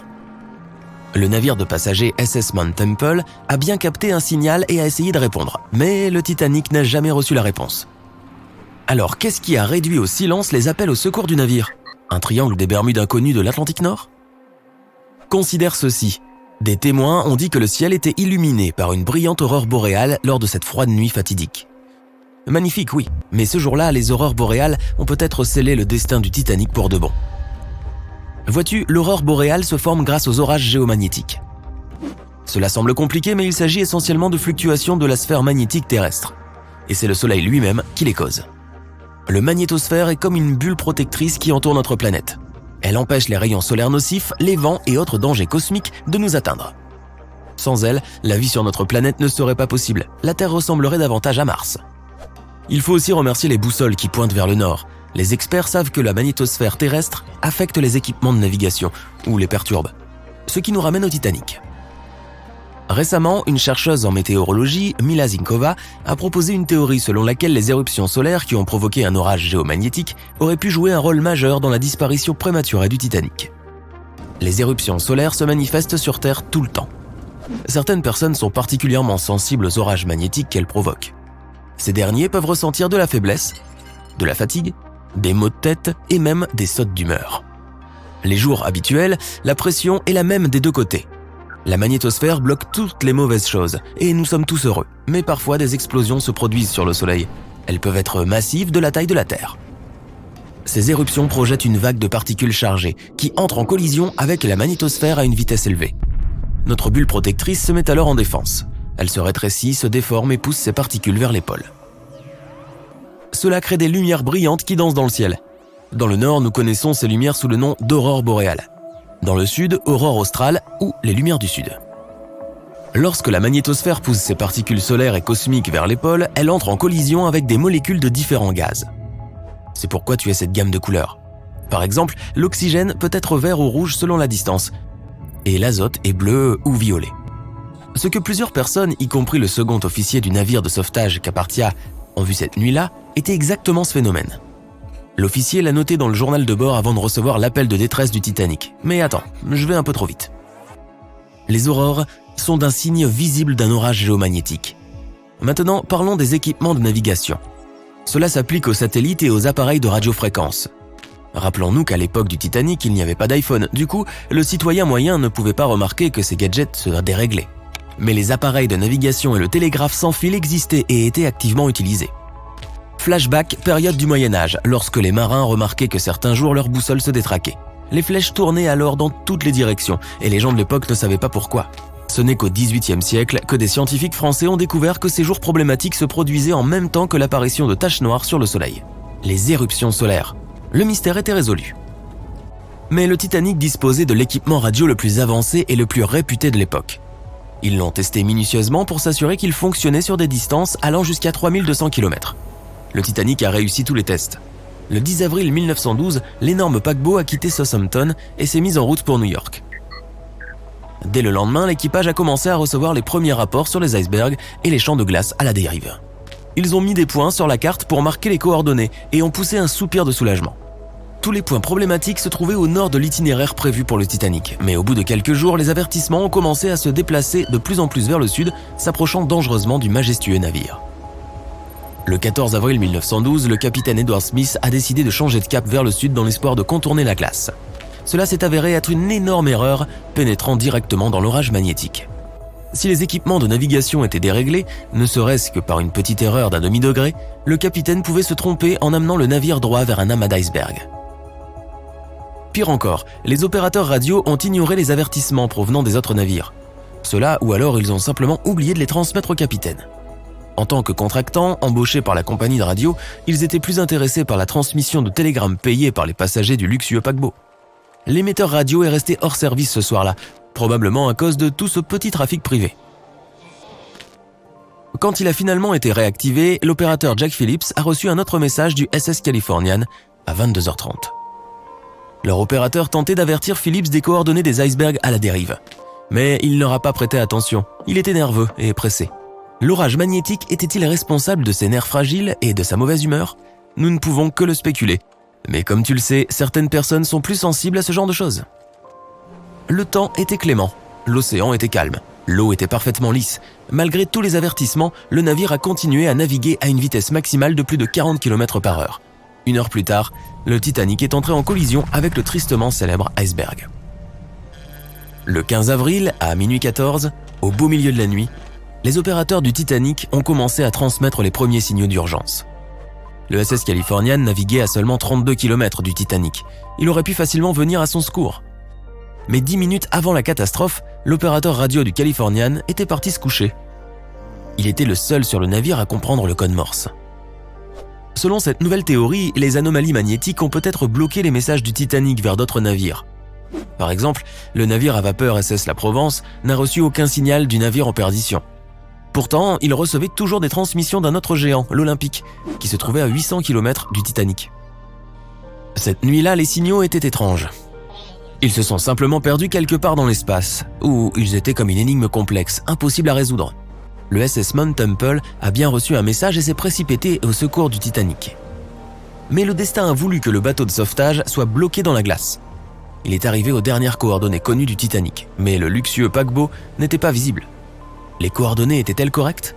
Le bateau à vapeur Carpathia se trouvait à environ 100 km de là. À 12h30, leur opérateur radio a dit à l'équipage du Titanic qu'il se précipitait pour l'aider. Le Carpathia, le navire célèbre pour être venu à son secours, naviguait à toute vitesse. Mais voici le plus étrange, au début ils se sont trompés d'endroit. L'orage magnétique aurait pu perturber l'équipement. La bonne nouvelle, c'est que le bateau a fini par atteindre le bon endroit quand ils ont vu les canaux de sauvetage remplis de passagers. Il est intéressant de noter qu'une fois de retour au port, aucun problème n'a été détecté avec l'équipement du Carpathia. La panne s'est produite juste autour du site de l'épave. L'enquête qui a suivi a accusé des radioamateurs d'avoir bloqué les signaux. Aujourd'hui, nous avons peut-être bien une autre piste. Zinkova explique qu'à l'époque, il ne savait pas exactement comment et dans quelle mesure le Soleil influençait la Terre. Personne n'aurait pu deviner que le Soleil pouvait altérer l'équipement de navigation de ces énormes vaisseaux, surtout celui qui possédait alors le nec plus ultra de son époque. Il existe une autre théorie selon laquelle la Lune aurait pu jouer un rôle. Certains chercheurs affirment qu'en janvier 1912, notre satellite naturel était plus proche de la Terre que la normale. Il a provoqué de très fortes marées et fait monter le niveau de la mer. Chaque année, des icebergs se détachent du Groenland et s'arrêtent autour de Terre-Neuve. Mais pas cette année-là. L'augmentation du débit d'eau les a poussés plus loin pendant 3 mois. Et en avril, ils se sont retrouvés en plein sur le trajet des navires transatlantiques. Malheureusement, c'était un ensemble de circonstances désastreuses pour le Titanic. Tu t'assieds sur le lit, tu poses tes pieds sur le sol et tu sens immédiatement l'eau froide. Tu sors rapidement de la cabine et tu te retrouves dans un long couloir. Il y a de l'eau jusqu'aux genoux. Les gens mettent des gilets de sauvetage et courent vers les escaliers. Tu cours après eux et tu te retrouves en plein milieu du chaos. Il y a de l'eau partout. Une femme glisse dans les escaliers et tombe. Tu l'aides à se relever. Tu es poussé par des gens de tous côtés. Tout le monde essaie de monter les escaliers. Il y a encore plus d'eau derrière toi. La cabine que tu viens de quitter est complètement inondée. Encore quelques secondes et le niveau de l'eau va monter au-dessus de ta tête. Heureusement, tout le monde parvient à sortir. Le pont supérieur se brise. L'énorme navire est incliné sur le côté. Le bruit du bois qui se brise, le grincement du fer et les cris des gens se mêlent à la musique des violons des musiciens. Tu te diriges vers les canaux de sauvetage et tu as l'impression de gravir une montagne. Il n'y a pas de canot de sauvetage disponible, mais tu trouves un gilet de sauvetage. Toute la proue du navire s'est enfoncée sous l'eau. Tu te trouves au bord de la poupe et tu décides de sauter. Tu attends que le navire s'enfonce plus profondément dans l'eau afin que la distance entre toi et la surface de l'océan soit réduite. Tu sautes enfin et tu te retrouves dans l'eau glacée. Il fait moins 2 degrés Celsius. Pas assez pour geler l'océan, mais suffisant pour transformer une flaque d'eau sur la route en glace. Tu as du mal à respirer à cause du froid. Tu regardes l'un des navires les plus majestueux et réputés insubmersibles de l'histoire couler. 1h30 plus tard, un autre paquebot arrivera et sauvera tous les survivants. Mais avant ça, tu dois gérer cette situation d'une manière ou d'une autre.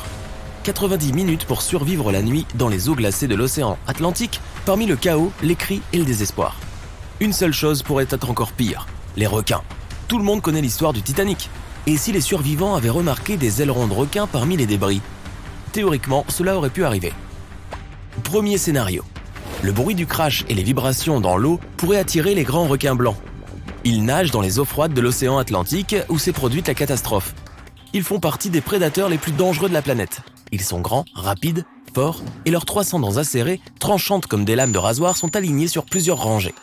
Et maintenant, tu aperçois quelques nageoires triangulaires qui sortent de l'eau. Elles tournent rapidement autour de toi et des autres personnes. Tu attrapes un morceau de bois flottant laissé par le bateau pour y grimper. Le froid freine tes mouvements et tes mains glissent. Ces bruits attirent les requins. L'un des prédateurs se dirige maintenant droit sur toi. La peur met ton cerveau en veilleuse et tes instincts se mettent en marche. Tu fais de ton mieux pour nager loin du requin aussi vite que possible.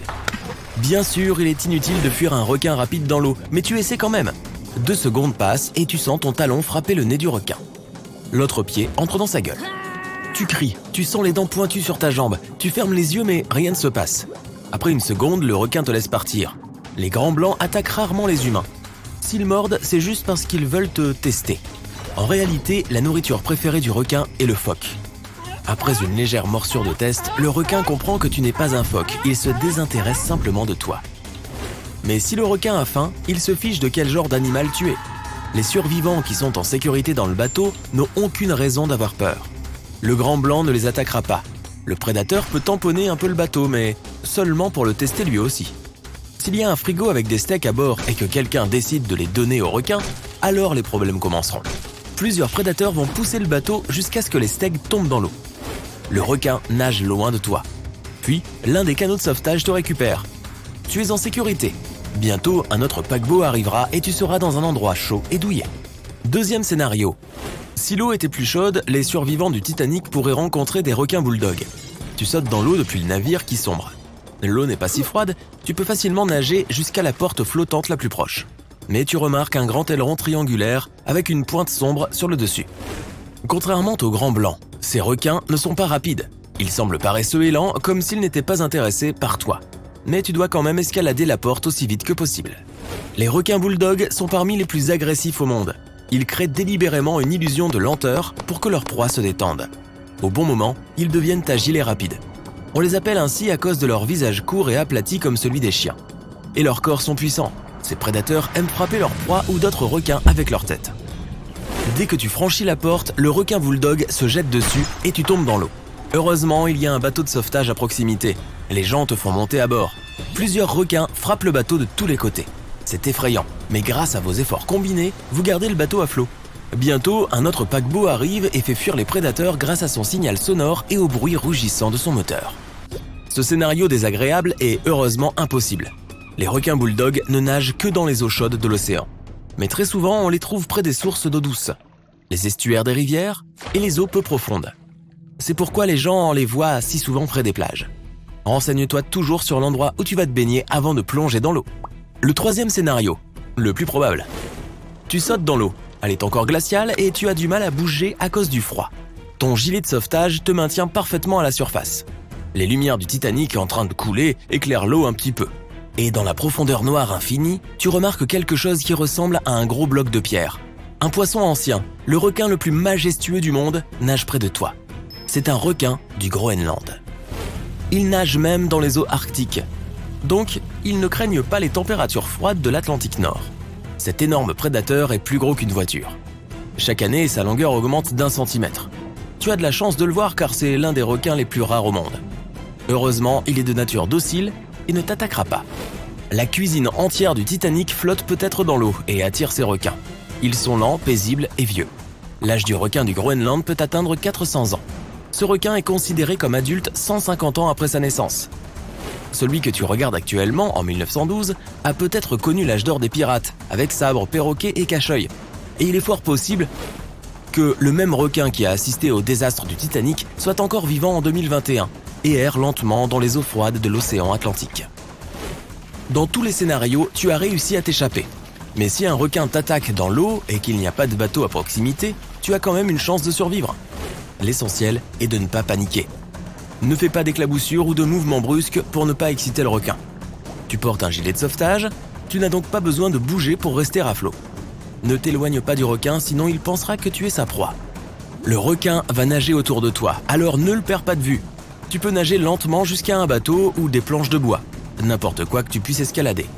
Si tu es près de la côte, nage lentement dans sa direction jusqu'à ce que tu atteignes des eaux peu profondes.